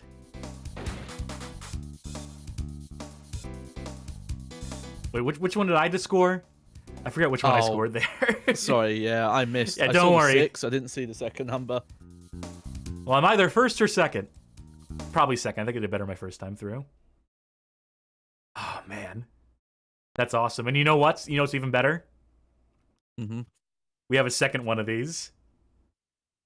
We have Overseas Mission that we get to play now. Which I am admittedly less practiced in. Even less so than what we just played there. But, just tested to make sure it works and whatnot. And, so I'm going to be seeing some of these missions for the first time. Some of these cutscenes for the first time. But this is the Squeakquel A.D Cop Overseas Mission. Okay. Presumably released the same year, even though release info on this is scant. Now, let me just try searching. Oh, hold on. Audio's playing through the wrong device. There we go. Much the same options. I'll give myself 5 life. And buff the brightness a little bit. Yeah.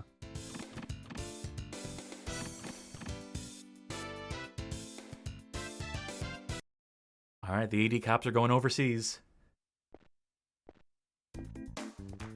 AAA says, I'm impressed there's even a sequel. Well, you know, when you have the game made, it's easy enough to just plug and play, like, new levels into it. I don't know if this has the FMV cutscenes. Yeah, I don't think it does. I think they made this one definitely a little bit on the cheaper without rendering the full 3D movies and whatnot. Maybe we'll get one at the end. Who's to say? Like I said, I'm less familiar with this one, but I'm eager to see now. Oh yeah, I'm pretty sure we're getting some reused music here as well. But hey, that's fine. Second campaign. Oh, that was pretty sneaky.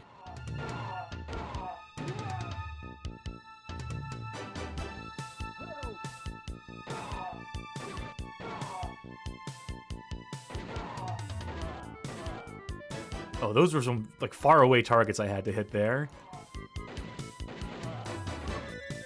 Luckily, we have, like, the, you know, indicator of who's going to shoot and when. Mm-hmm. And now we have a machine gun. I don't know if we're going to see it again. There's that round tower thing. It looked like it had, like, round billboards on there. I was trying to figure out what it was supposed to be. Yeah, that thing.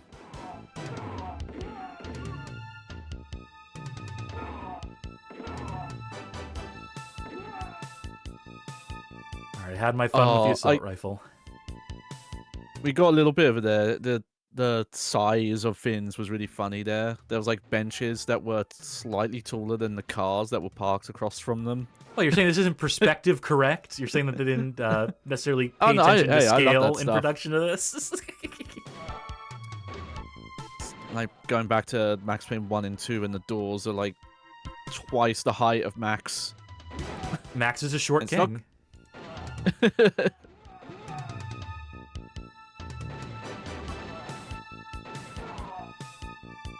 Yeah, if this game is just more of AD Cop, I ain't gonna complain about any whatever asset reuse this. Lack of iteration, that. I ain't gonna say no to more of a good thing. Oh, yeah. Line them up. Oh, Persona 3 had the same deal with oversized doors. I will say in Max Payne, I think it's a technical issue to deal with the camera so it can like fit through doorways, and I think that's why that game did it. It's just really funny when you like go back to it and like pay attention. It's just like, hang on, why are these doors all like 12 foot tall?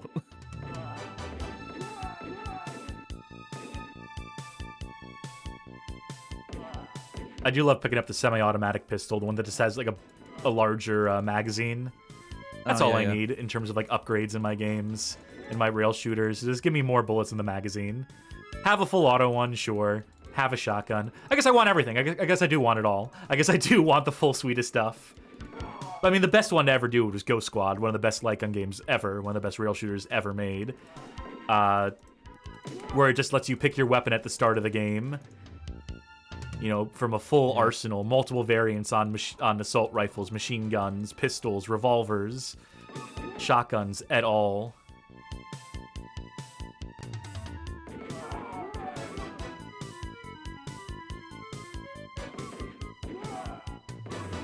Is that an oboe? Is that an oboe solo we're getting here?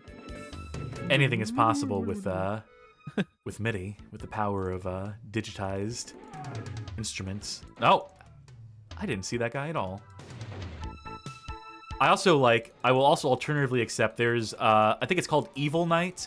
It's Konami's attempt to do House of the Dead that we were talking about the other day, where player 1 at the cabinet gets a pistol, player 2 gets a shotgun, and player 3 gets like a submachine gun or like 2 pistols or something like that. It's goofy, where depending on what player you are, you get a different gun at the cabinets.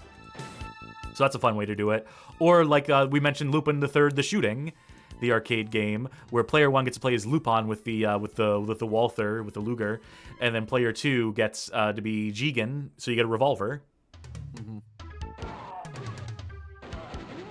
Oh yeah. Speak of weird arcade hardware we can't emulate yet. Be great to get Evil Knight. Yeah, that one's in the works. It runs at like 1/4 of the frame rate it's supposed to, and has like hell of sound issues in MAME currently, but at least it shows that there is like an effort. Yeah, there's that, and I don't remember its exact. It's not Beast Buster, is it? It's on the Hyper Neo Geo. That one is a bit more playable, but it has a lot of like layer issues. But that's also another like House of the Dead like. Oh my god.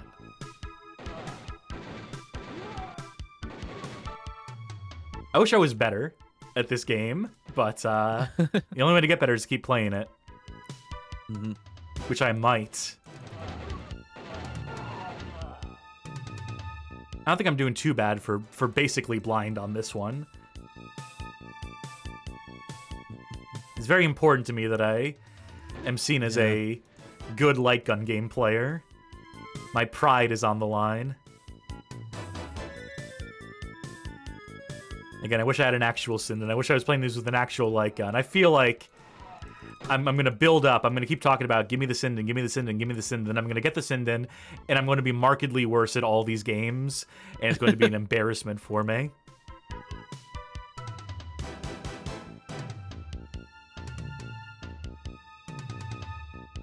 Ooh, this is clever.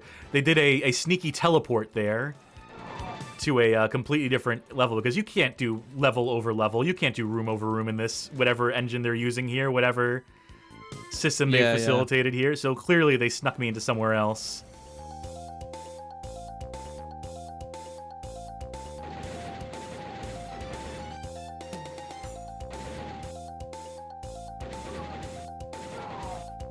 Okay, so we do have new bosses. I was curious about that.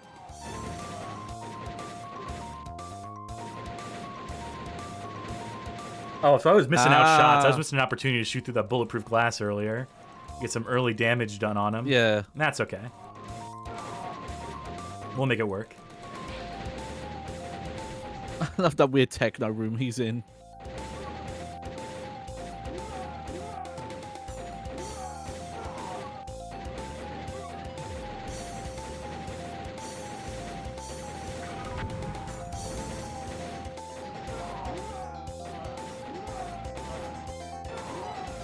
Coming from all over the place.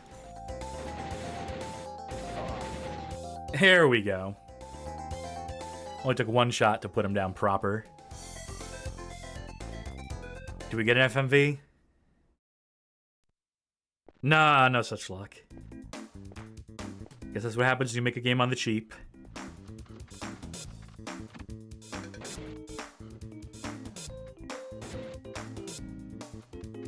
Yeah, I also have noticed some difference from the Doom engine. Specifically Pisser! this- Oh, there's This the is where the pisser. pisser thing Yep. is. People are saying this is an unused texture. It's right there. I wonder if it's in the files for the first one. Maybe. Just unused. Hey, but where there's some we're getting for dinner slanted- tonight? How about some piss? I can go for a slice of piss. I feel like you could gaslight people on the internet of saying like, yeah, there's a real place in the UK called Pisser you can just buy food from. Yeah, they don't really use the letter Z to spell pizza over there. They use S, so in consequence, you get places called Pisser. But yeah, yeah, you can see them there. They do slanted polygons. Yeah, there are slopes and such in this. Yeah.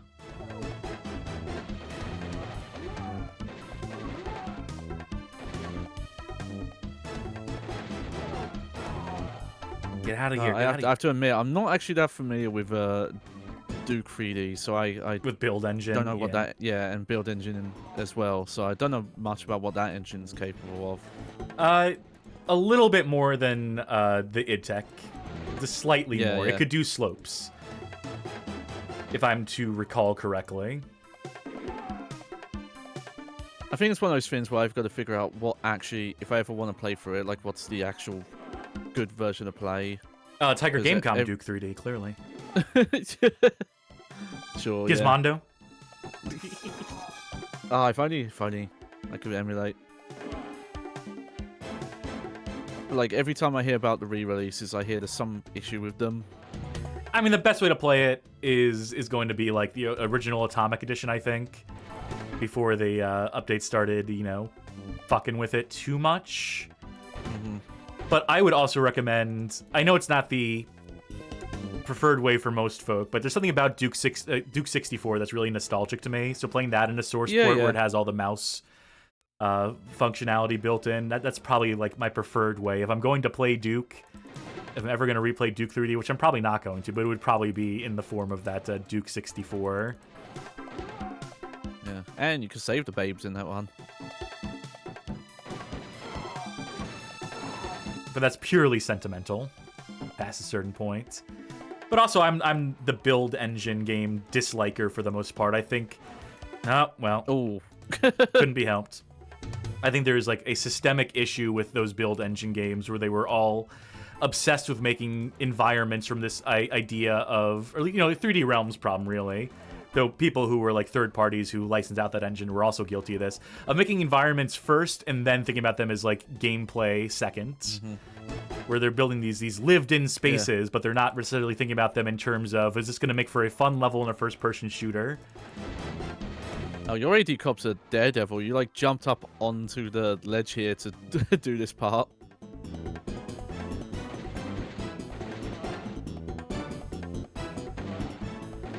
Oh yeah, the greatest instrument to ever exist, the orchestral hit.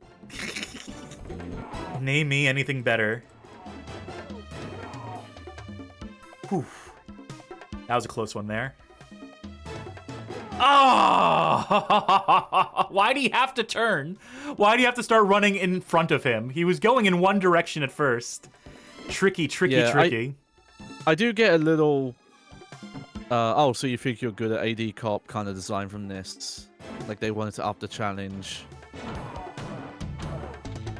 AD Cop for super players. Yeah.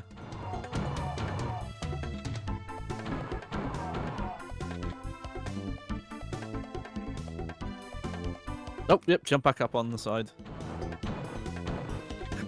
I accept the challenge. Is that poster in the middle for another game? It kind of looks like it. Entirely possible. I think that this company had one game before this that was like a shmup. And then they had the Bon, which was just a... whatever that one. We saw the cover art for it when we were showing off the bundle, the PC gun bundle stuff. That one's just a point blank ripoff straight up, where it's just like gallery shooter with like a that's brutal. No smoke, by the way. Yes, it is. that is their first game, Sideline. Hell yeah. I I like cute in self-references like that. Some of these placements are just downright unfair.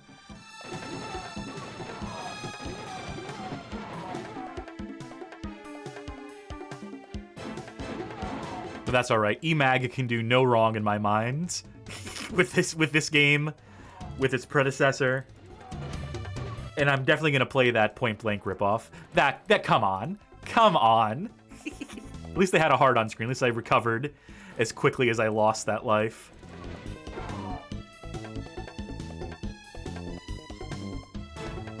I swear I'm good at, like, telling targets from not targets. I swear I'm better. Yeah, but that's why I say, like, this comes off as, like, oh, you think you're good at AD Cop game, because they are playing with that a lot. Like, putting the hostages and innocents in, like, very precarious situations compared to even the first game.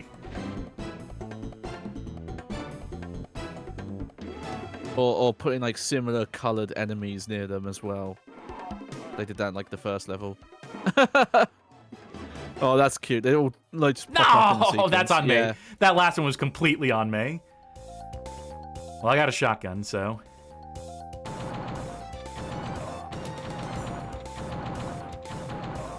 Oh, this is perfect. I can just shoot the grenades out the sky. Awesome.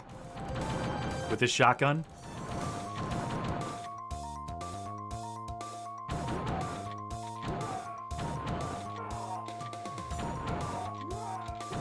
What an awesome fight.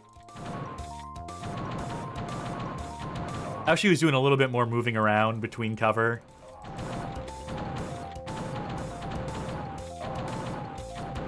But I prefer this to the Grenadier encounter in the first game.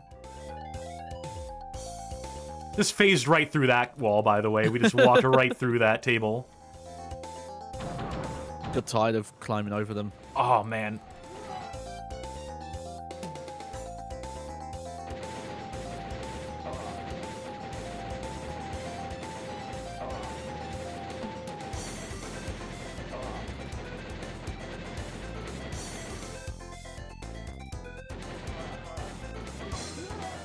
Give me another opportunity to get another gun. Give me an assault rifle. I promise I'll use it responsibly.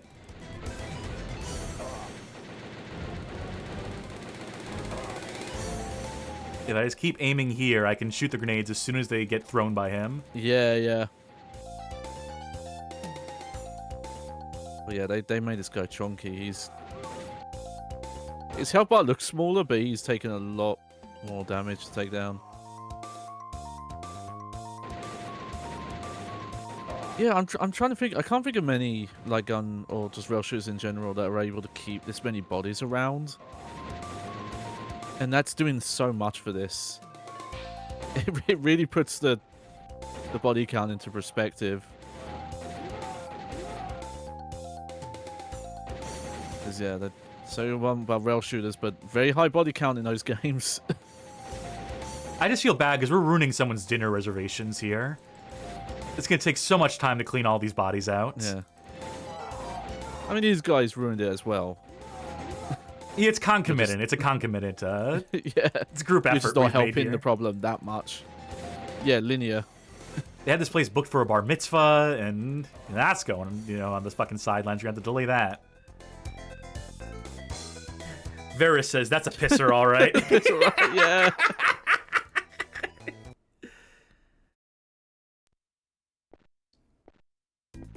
Yeah, this game's good. Hell yeah. Don't worry, folks. We have a stinker for the last game tonight. After we finish this, after this last level, we have a proper bad game to close out the show with. Believe you me.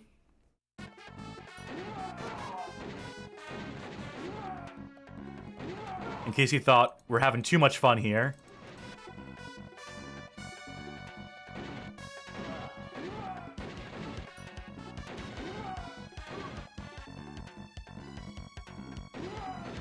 I hope they give me a heart soon. I would like to keep this life going a little longer.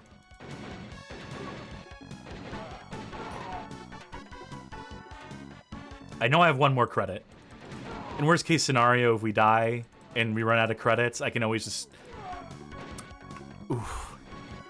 I can just start the game from this mission, theoretically, so... Mm-hmm.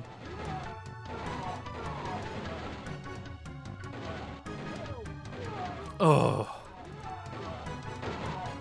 They're getting devious with it. Yeah.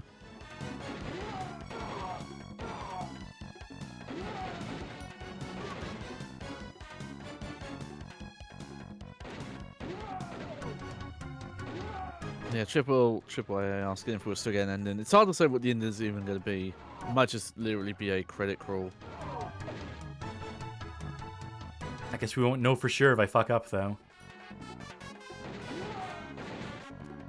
Let's hope I don't fuck up.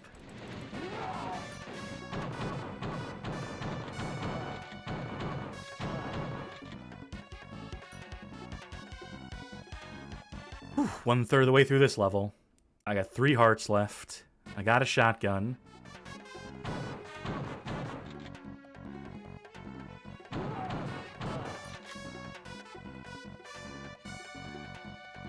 Pray for me, folks.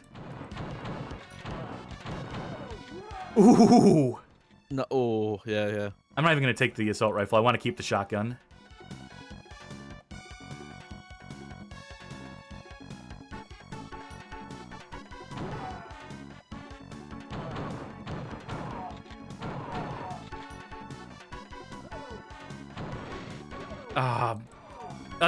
No! Ooh. Ooh.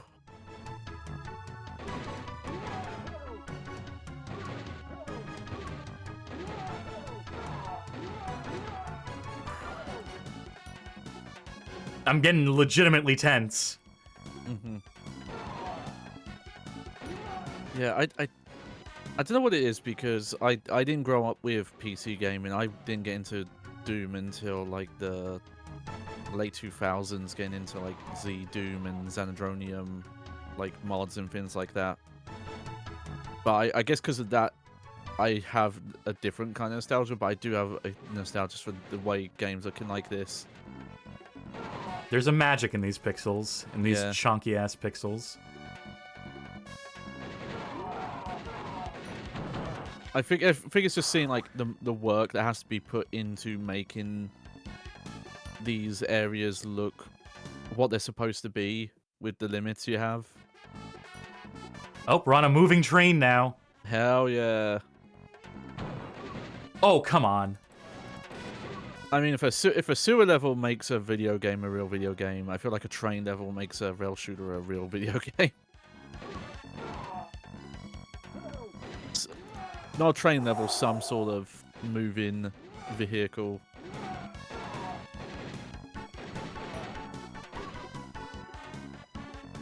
Tense as fuck. We're probably not going to win this. But I can hold out hope. Mm-hmm.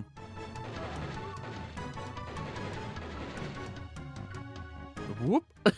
I love you zooming back into... I think what it is they're trying to do the virtual cop like zoom in. They are, yes. Effect, but it looks like your character. No!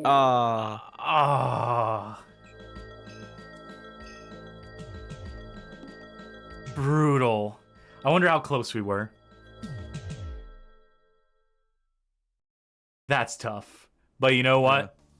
Yeah. I think I'll have to accept the loss on that. Hop along, Cassidy! Ooh. More like A.D Cop. No, that game was still cool. That game still, even if I didn't win. No, I think they meant they meant you. Yeah, maybe, probably, and you know, fair. Bad cops. Oh boy, maybe consider playing A.D Cop and A.D Cop Overseas Mission for yourself. Yeah, that'll be my recommendation here, because that was pretty dang cool.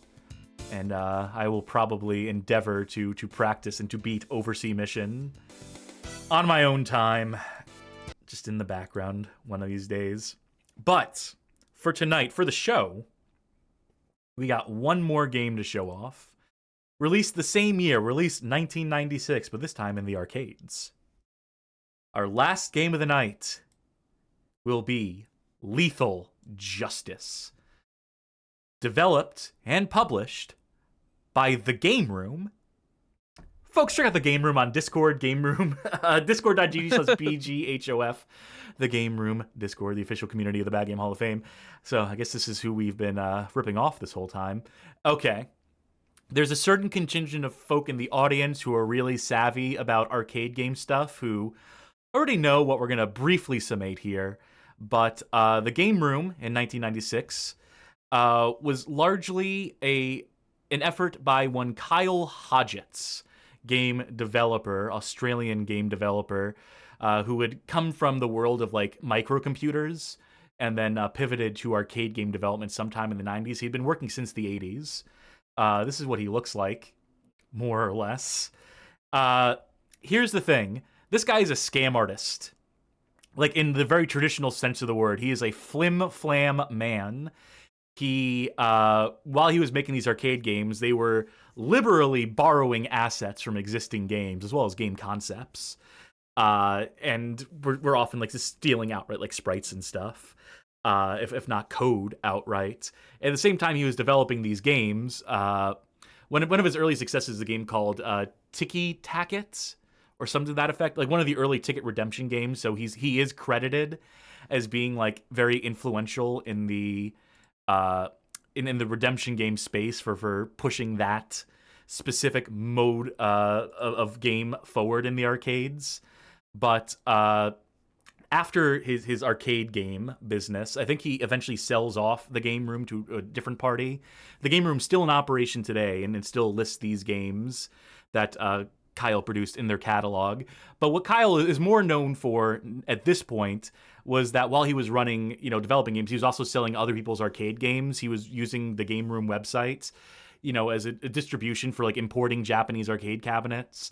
And he was into all other sorts of business.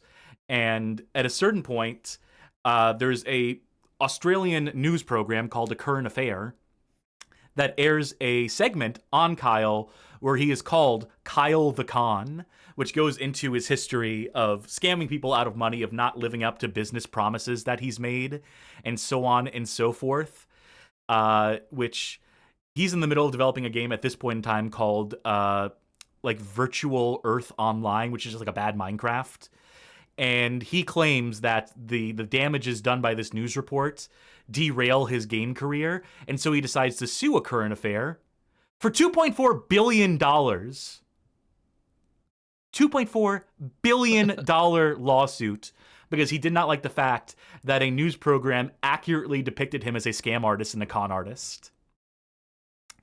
And so he doesn't win this lawsuit, needless to say. He does not get his $2.4 billion. Unfortunately for him. I'm going to cut to the browser view for this. Why not, right? Here is the Current Affair story, triggers $2.4 billion lawsuit story. If you want to read this for yourself off this Australian news site. It's the only site I could find that did not have paywall in front of it. Or we can go to Kyle's own website here.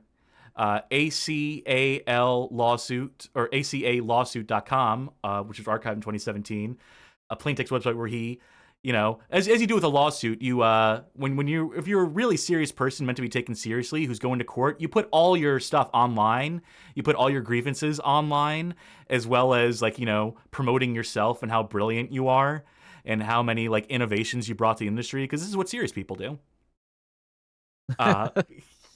Needless to say, most of the assets on this don't work, unfortunately. You can check out this website for yourself, though, at this link, and it is very funny to watch him referring to himself in the third person and talk about how A Current Affair got together a group of crooks, con artists, and criminals that scammed Hodgetts, put them together in a TV show, and claimed that Hodgetts scammed them. A few simple phone calls, and A Current Affair could have discovered the truth, that Hodgetts was innocent of any claims. There was no substance behind their claims, but they aired it anyway. It has to be pointed out that A Current Affair is a business that sells advertising, and they did this all for advertising dollars. So, get ready for a whole load of that. I wish I could see the original Kyle the Con news report. I think that's been scrubbed, buried, etc. Talks about how he has worked and lived overseas, run manufacturing companies in the US, pioneered virtual reality technology in the early 1990s, and worked closely on leading-edge electronics with Intel, Atari, and Sega. I developed the world's first video redemption games, creating multi-billion-dollar industries. Don't know about that, but sure. Let's check out his official website. Let's see what KyleHodgetts.com looks like right now.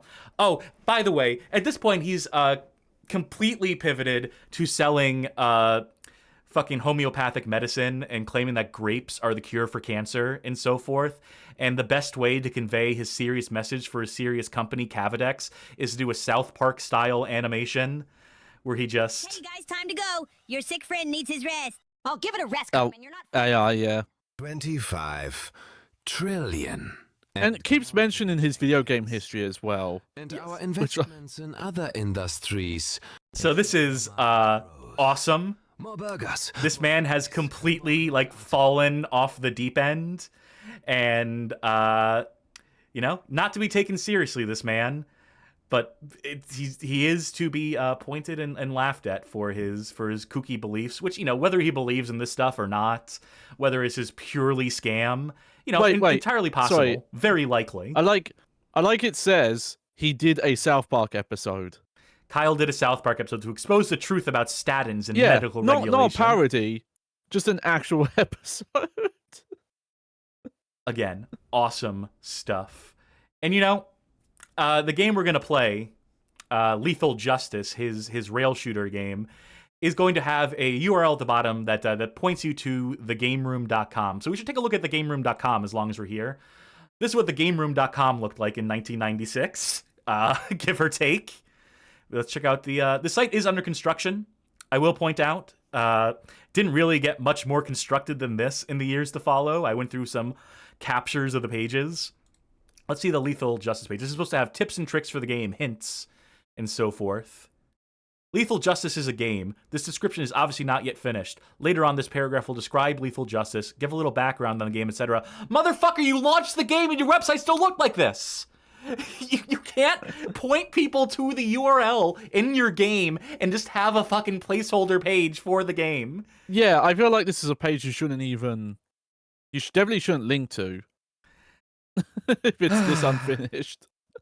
Let's take a look at the current Game Room website. Flash forward some 30 years is what the Game Room looks like now. Still in the arcade business, selling cabinets, selling not necessarily their cabinets, but other people's cabinets as well in their list here. And big on that cotton candy.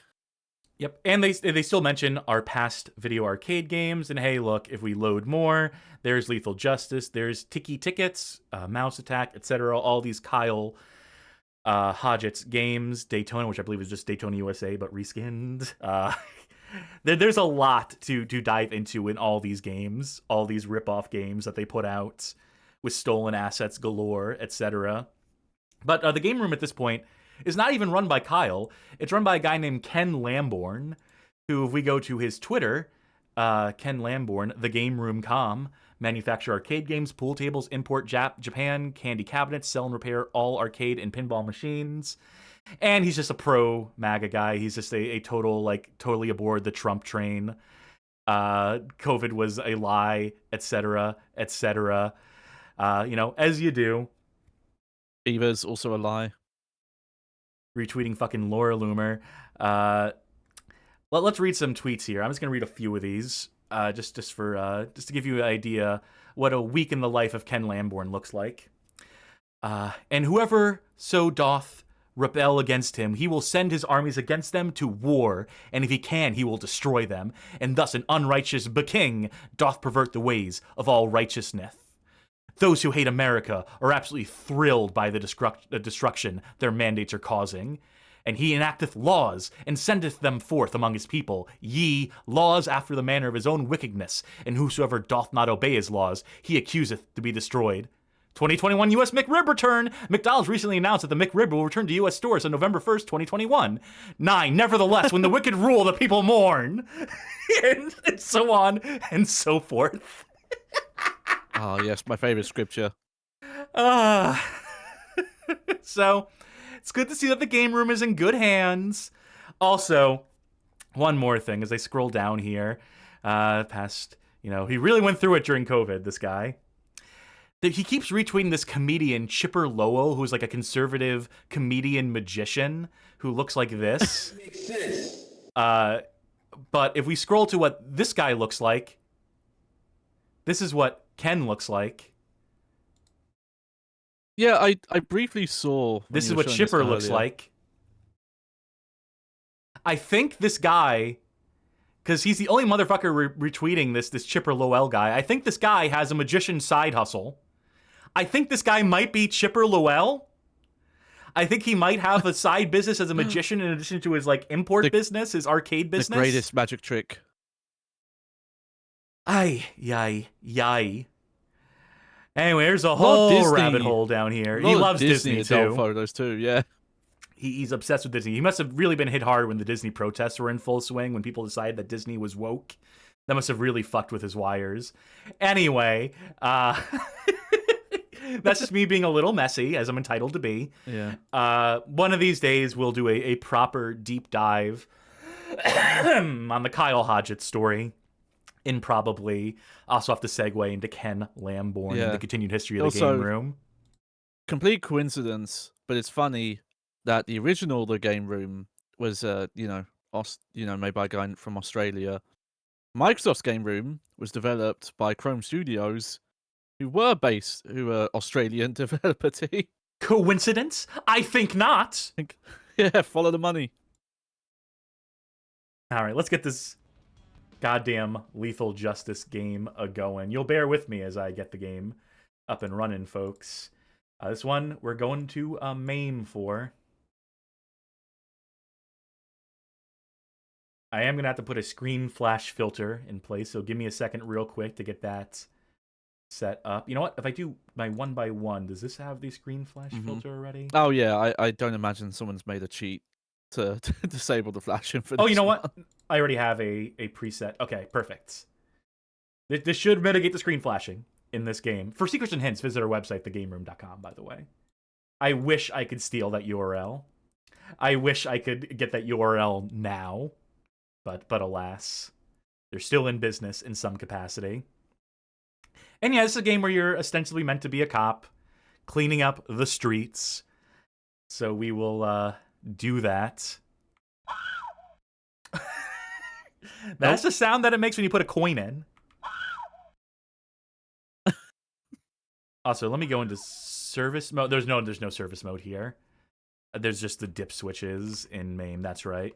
I was going to see if I could calibrate it, because I think this is slightly off-center for what it's worth, but... Coming up next.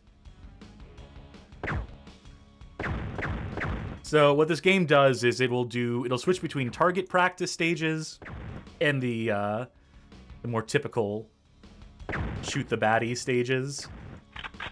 To reload in this, they don't have off-screen reload implemented in this game in MAME, so I do have to aim all the way off-screen.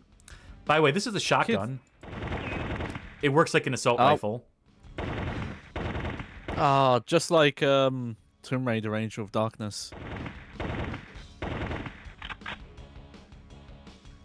Also, I don't know why every so often a kid is like skateboarding past while you're doing a shooting range. They play I guess those are real ladies? Those aren't targets?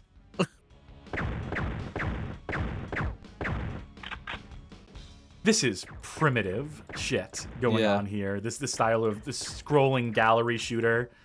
Not much more advanced than the likes of like a Lethal Enforcers, the original. All right, first patrol. Yeah, especially for 96, yeah.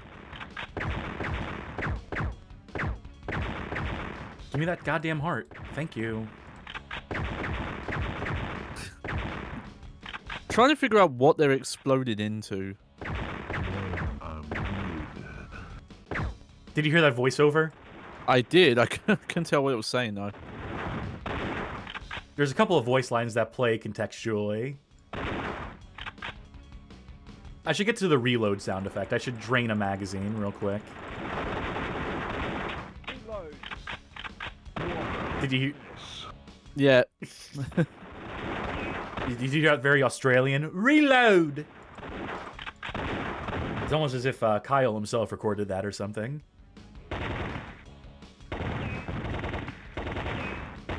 And yeah, if you kill enough enemies quickly enough, you get the "what a mess" line.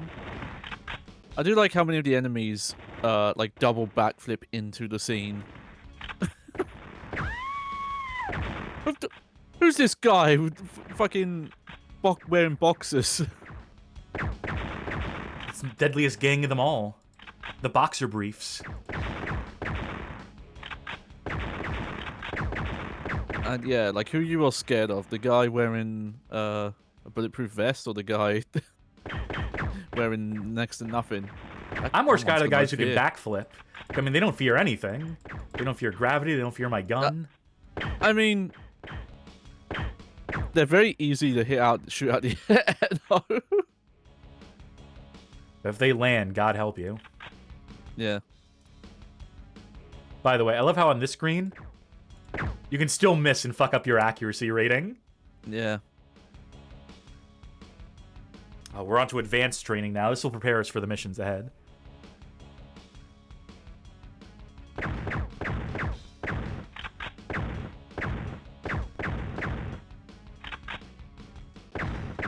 Yeah, he made games of, like, every genre in his pursuit of, like, ripping off every type of game that was on the arcade market at the time.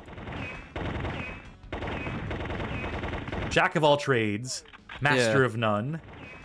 Oh, so yeah, that's some pretty rough flashing choice. Yeah, the audience at home is missing it, luckily, for them. Oh, yeah. But also, they are going to see stuff just, like, blip in and out of existence in terms of, like, foreground, background elements, which is happening a lot here, too, because this game is held together by, like, duct tape in a dream and stolen code, reportedly. So, and yeah, like that, one background song. But yeah, the rapid fire stuff. Like, there's a reason most rail shooters at the time would not. If they were to use automatic, they would use an XY coordinate gun. It's essentially like a flight stick instead of a light-based one. Take out the trash. Yeah, Is that there guy. a chance that this game is slightly racist in its depiction of gangs and using loaded terminology like take out the trash, clean up the streets, etc.? You're telling me that Kyle Hodgetts wasn't on the up and up?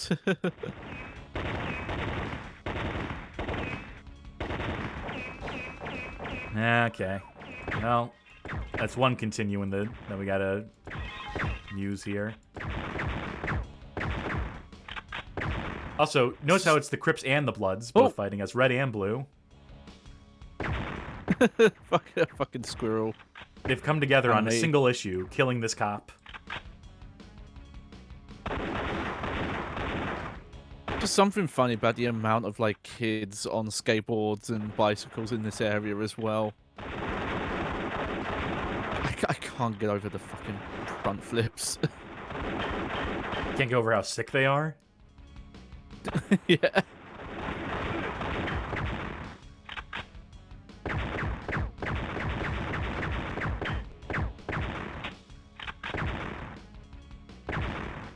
I knew that was a bad guy because I could see his bare legs.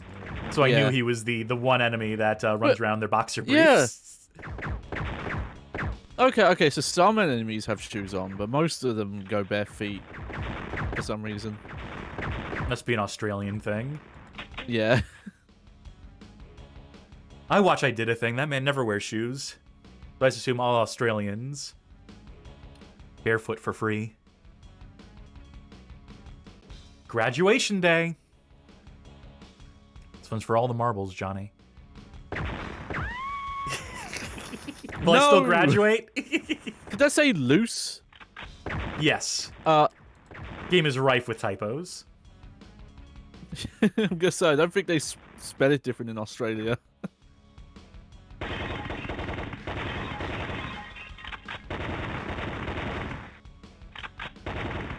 It really is incredible going from A.D Cop to this. Yeah.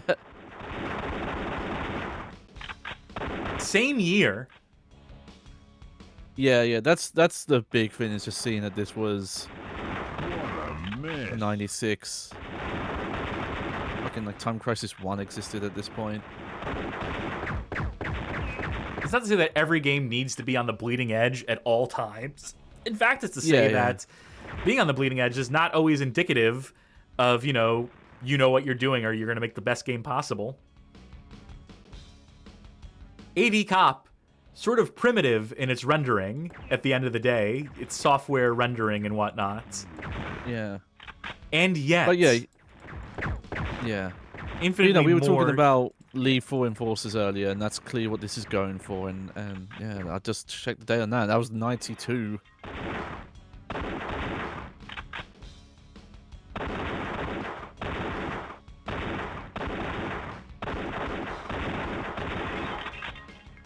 It's not even say you couldn't make like a scrolling, like incredibly basic style of this kind of like gallery shooter. It would just be to say that it would need to be like way more compelling with like, you know, larger variety of enemies and scenarios. Yeah. More than just the same streets over and over again.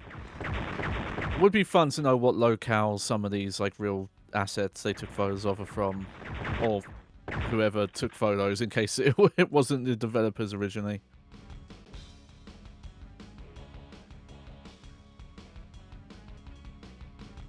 Like, I would say you could probably make like a pretty fun gallery shooter in this style now. All scum must die. And it's a target range. And it's just these fucking scumbag targets.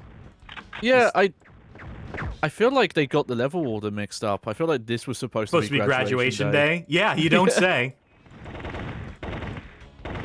That's that Kyle Hodgett subverting those expectations.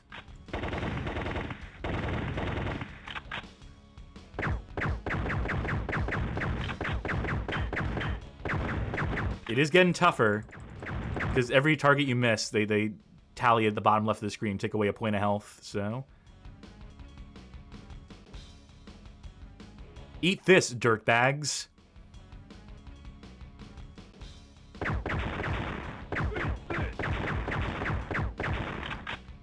Oh, I heard one of them say eat this. Alright, here we go. This is the last stage. Now we're in some Lethal Enforcer shit. Talk about a fucking clown car.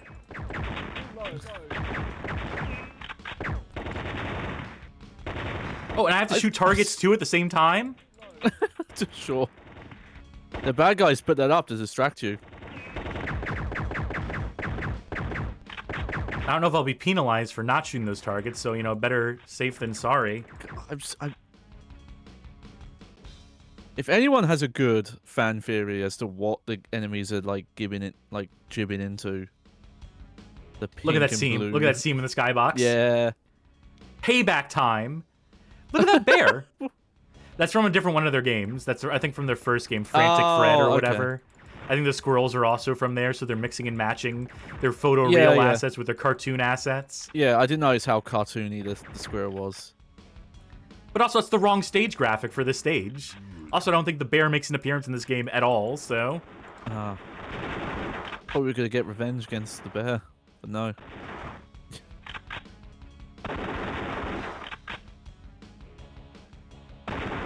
So I guess this is the last stage, technically, because at a certain point it just loops. It'll loop back to the first, like, target practice stage, and that's how we'll know that we've beaten the game, quote-unquote. What a mess. Damn, son, where'd you find this? In the fucking dumpster, this cabin, I tell you what. I get the feeling that this is what some people think of when they think of rail shooters. It's just like this old school style. And if this is like the mental image people have of rail shooters, then no wonder some people don't like rail shooters. But it can be so much more. It can be so much better. Yeah. It can be in 3D, you know, if you, for one thing.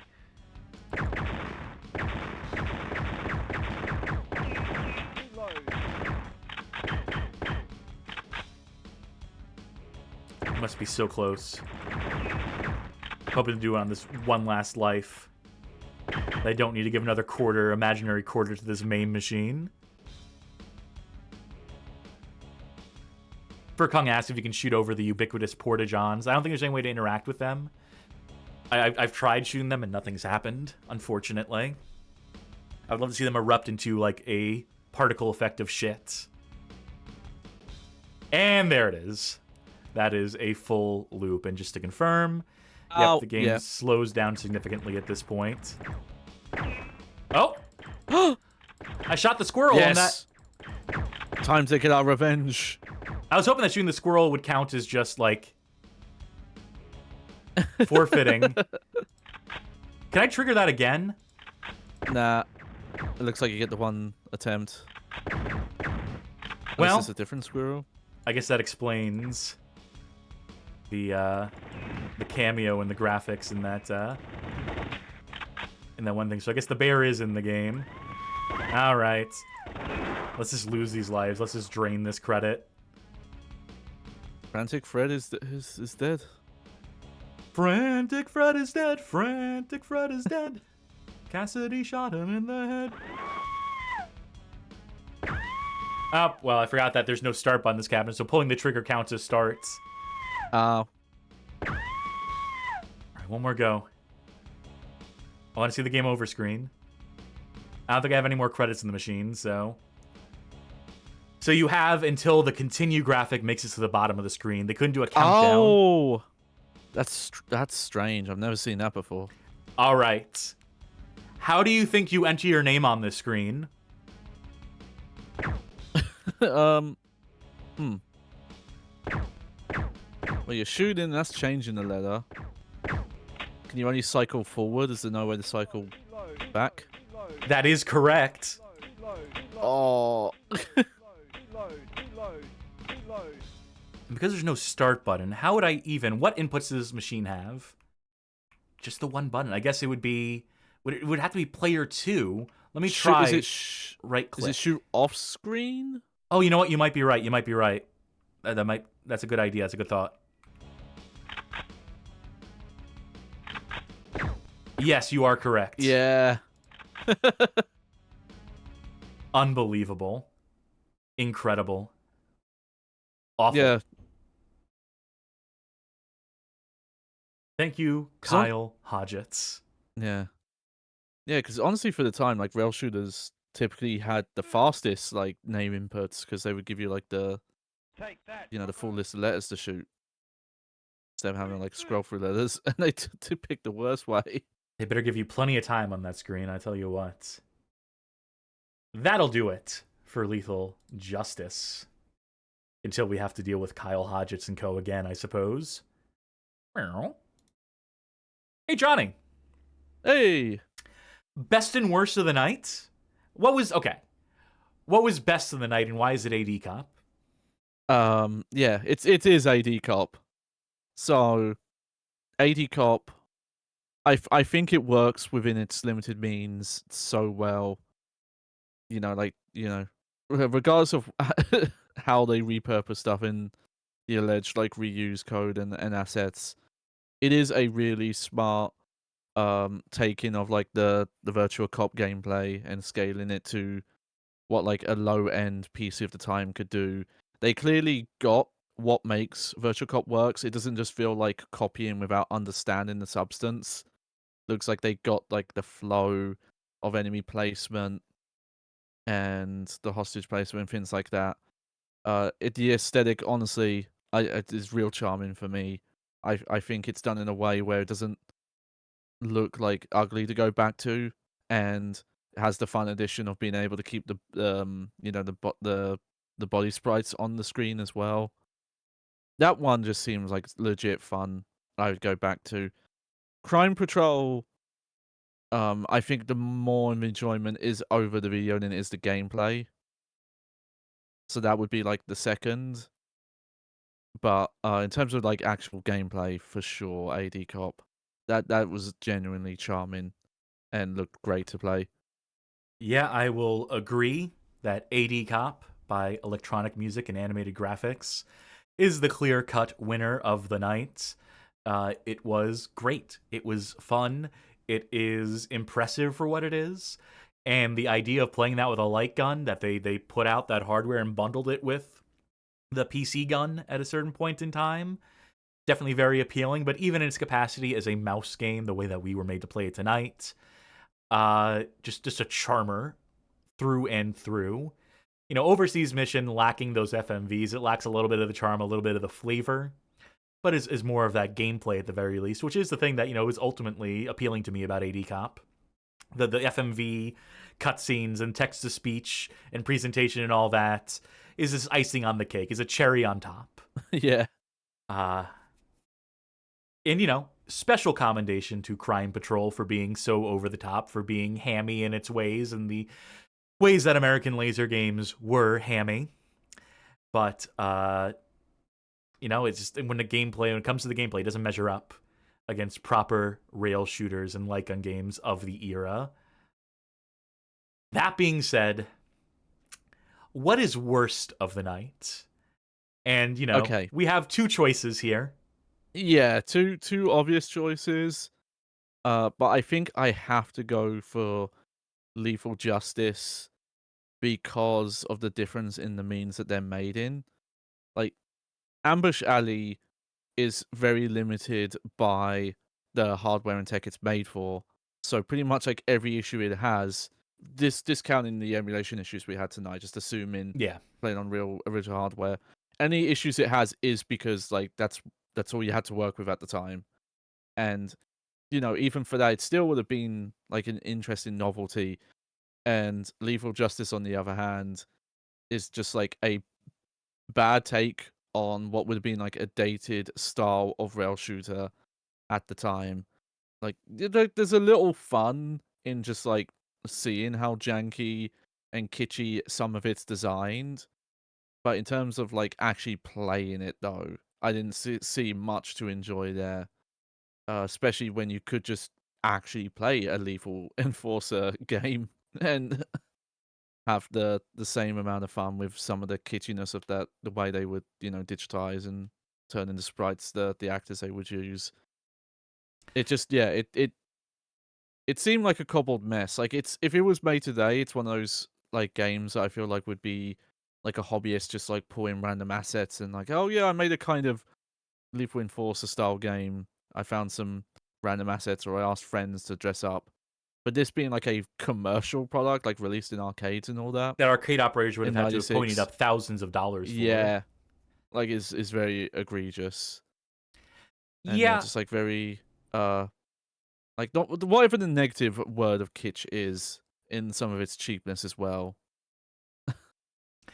I think I'm going to agree with you. I think we're unanimous tonight. I think I will give worst game of the night to Lethal Justice over 38 Ambush Alley. You know, the Action Max, incredibly limited, incredibly primitive, but it also came out in an era before light gun games, rail shooters have been really codified. You know, granted, you had like proper rail shooters in the arcades at this point, you know, even beyond the electromechanical devices, the mounted guns, your duck shoots and whatnot. By this time, like, you know, Taito, I think was already experimenting with like raster sprites that you were shooting with like a proper light gun and having multiple enemies on screen, etc., etc. So, you know, even like in a pre-Lethal Enforcers world, there was precedent for the style of rail shooter that we are familiar with now, that we like, you know, think of when we think of rail shooters, gallery shooters, etc. And, you know, 38 Ambush Alley being a pretty poor facsimile of that, hampered by limited VHS technology, but, you know, also understanding that it was made with the home consumer in mind, that it is more of a novelty than anything. You know, it's inoffensive. I mean, you could have wasted your money on it back in the day and probably come away pretty disappointed. Or, you know, maybe you had fun. Maybe you bought it knowing what it was going to be, knowing how limited it was going to be, and just enjoyed it for what it's worth. You know, maybe there's a world in which someone got, like, the mileage out of their Action Max. I think Lethal Justice is a fucking scam. That game is straight up from a con artist doing their con. And it is so cynical. And it is so bad. And it is so behind the times, not just in terms of mechanics, but also in terms of, like, its stereotyping and in the language it uses, the charged language. It feels like a fucking relic. And knowing that it undoubtedly has some stolen assets in it, as many of this man's games did, knowing what this man would go on to become, knowing that this is like, you know, a part in the history of this guy who would go on to get incredibly mad when he was rightfully called out for his scams, makes it all the funnier, in one sense of the word, but also tragic in the sense because, you know, this is clearly a guy who was gifted at programming to a certain extent, who came from the world of microcomputers and saw fit to apply those skills to the arcade market, but just kept getting supported on this level, kept, you know, getting backed financially, and for doing very little in the way of real work, right? Putting together these basic most games that are woefully behind the times and being rewarded for it in some capacity to where he just rested on his laurels completely and became a parody of himself in time. And so Lethal Justice is a chapter in that story, the story of a man's degradation, the story of his decline into becoming a fucking grape salesman, becoming a complete loon who's, you know, at this point targeting vulnerable people with a bullshit scam medication company and claiming that, you know, the government is keeping you from the grapes that will cure everything that ails you. So, you know, a pitiable figure turned a absolutely reprehensible figure in Kyle Hodgetts, as well as that Ken fella who's currently running the game room. But again, we'll get more into them in time. We'll set our sights on them with the Bad Game Hall of Fame as our weapon in time. This was just a little taste, a little teaser of things to come. And on that note, all said and done, us in agreement that A.D Cop fucking rules and Lethal Justice drools. It is now the time of the night where I say, folks, thank you for tuning into this, another episode of the Light Gun Games Extravaganza. Fun one tonight. We had some genuinely good games, some genuinely bad games that were fun to look at and make fun of at the very least. So I'm glad we get to do the Light Gun Game Extravaganzas. There will be more of them. We will do more themed nights of light gun games. Some ideas I have, I would really like to do a like proper classics of light gun gaming night, something targeting like the 70s and 80s. So it's like a collection of like real primitive games to show off some of that like early history of this genre. Maybe get into some of the electromechanical devices that preceded the more traditional light gun games as we know them and so forth. I got a billion ideas. Something that lets Johnny bring out the Sinden light gun on the show is another idea. That'll probably be more the format going forward. We'll probably be more Johnny taking aim with their Sindens and so forth until I get hands on some fucking Sinden light guns. Boy, howdy. So a lot of stuff we're going to experiment with in this format. Some stuff outside this format as well. We're in an experimental era here at the Bad Game Hall of Fame. And you can tell from looking at our stream schedule as well, some things we have to look forward to in future. This Monday, April 20th, 420 is a fucking casual Monday. We're going to get real casual with it, if you know what I mean. That's a show where we play not so bad games, shoot the shit a little more casually. Now that it's just down to the two of us for the time being, with Charky away on sabbatical. We will bring a game apiece, play for an hour and a half apiece, or maybe we'll toy around with the format at that point. Who's to say? Experimental, like I said. But please consider tuning in. It's the fun show. It's one of the fun shows we put on where we get to have fun, where we're not just suffering the whole way through. And VODs for that go up on the Patreon and are available to our financial backers. They do not go up on the YouTube. But if you catch the show live, then you're going to worry about the VODs, do you now?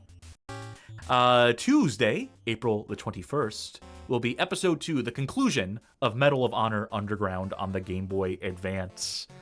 I'm glad we got that one started. I am glad to put it to bed, to put it to rest, to get that done and dusted in the course of the next episode, because boy howdy, is it tough to look at and to play that one. Thursday, April 23rd, we have the results of our patron poll, our most recently run patron poll, and the winner is Wheelman, the 2009 Vin Diesel vehicle driving game, that is. We'll begin that playthrough this coming Thursday. You can join us on Saturday, April 25th, for an episode of Bad Game Chance Time, the show where spinning blocks determine our fate, where we are punished with SNES platformers, or whatever else the wheel determines, the blocks determine on a given night. And I am going to look ahead a little bit further. If you like light gun games, if you like rail shooters, then please tune in on April 28th. That is Tuesday, April 28th, for our aforementioned House of the Dead Remake 1 and 2 episode, where we will cover the remakes of House of the Dead 1 and 2 by way of Megapixel Studio. We will get into a bit of the history behind said studio and of House of the Dead in general, because it's a franchise we both hold near and dear to our hearts, I imagine. And to see them done so fucking dirtily by Megapixel is a sadness. It'll be cathartic for us to get that episode out of the way, I think. So please consider tuning in for that. That's as far ahead into the future as I'm personally willing to look right now. So I will say, hey, if you like what you saw here tonight, consider checking out the Game Room Discord for tips and tricks and hints on lethal justice, or just if you want a community, a Discord community, really, discord.gg/bghof, a community of connoisseurs, the official Discord of the Bad Game Hall of Fame. Talk good games, bad games, every game between, things that aren't games. Join our Bad Game Club, where every month we pick out a bad game for folk to play and commiserate over in the community. This month it has been Snake's Revenge for the Nintendo Entertainment System. Next month it'll be something else. So please to consider joining the community, sticking around, seeing what we have up our sleeves, help us build this thing from the ground up. Why don't you?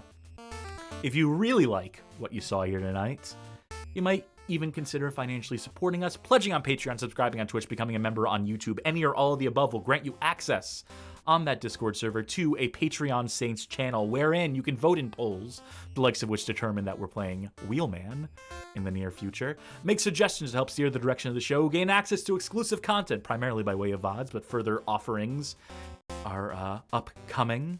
We are always working on it. Right now, you get 150 hours of exclusive content, though, by way of the Casual Mondays archive, so that's something. That's not nothing. And of course, by being a backer, you will also be personally appreciated, acknowledged, known by us for helping keep the lights on here at the Bad Game Hall of Fame.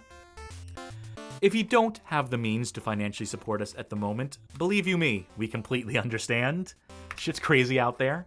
But if you're still looking for a way to help us out that is free, we recommend mosey on over to our YouTube channel, youtube.com/@BadGameHallOfFame, where you might find a suggested viewing playlist, 20 hand-picked episodes, handpicked by us, that is, that we think make for some of the best onboarding onto this Bad Game Hall of Fame, that are fit to share with folk you know who might go for stream archives, for videos on demand in the 3 to 4 hour range. Or maybe you know someone who's a big fan of American laser games, who might get a kick out of seeing the Crime Patrol played by us and seeing mentions made of other American laser games. You should also probably recommend them that Mazer article, badgamehalloffame.com/Mazer, for a full history of American laser games. I'm still pretty proud of that article. We will eventually do the full American laser games episode at some point. There'll probably be when we play Mazer for an episode. Who's to say? Looking forward to showing more American laser games off. Probably on this segment too. We still have more American laser games to play in the context of like Gun Games Extravaganza. Anyway, this is getting wildly on a tangent here. We leave it to your discretion, dear viewer, what episode you might choose to show with folk who are you trying to onboard into the Bad Game Hall of Fame. We trust you. We trust your judgment on that. And we thank you for considering sharing the show. Who's streaming at current juncture? Taking a quick look. See more than one person playing Mouse PI for hire. Let's go with Claire. They just started up the stream. Proton Claire, that is, who is doing a fortune cookie stream that involves playing mouse, PI for hire, a first-person shooter with that that classic animation style. So I am interested in seeing this game, to be sure. So please, if you're interested in that game, consider checking it out as played by Claire. Let them know the Bad Game Hall of Fame sent you. So on, so forth. For the Bad Game Hall of Fame, I have been Crime Patrolling Cassidy. I've been Johnny Bulletproof Head. Please don't test that. No, I wouldn't try to. I wouldn't dare to. Thank you, folks, once again, for joining us on our most indulgent of formats, our most self-indulgent, where we just get to play real shooters. Thank you, folks. And until next time, goodbye. Toodles!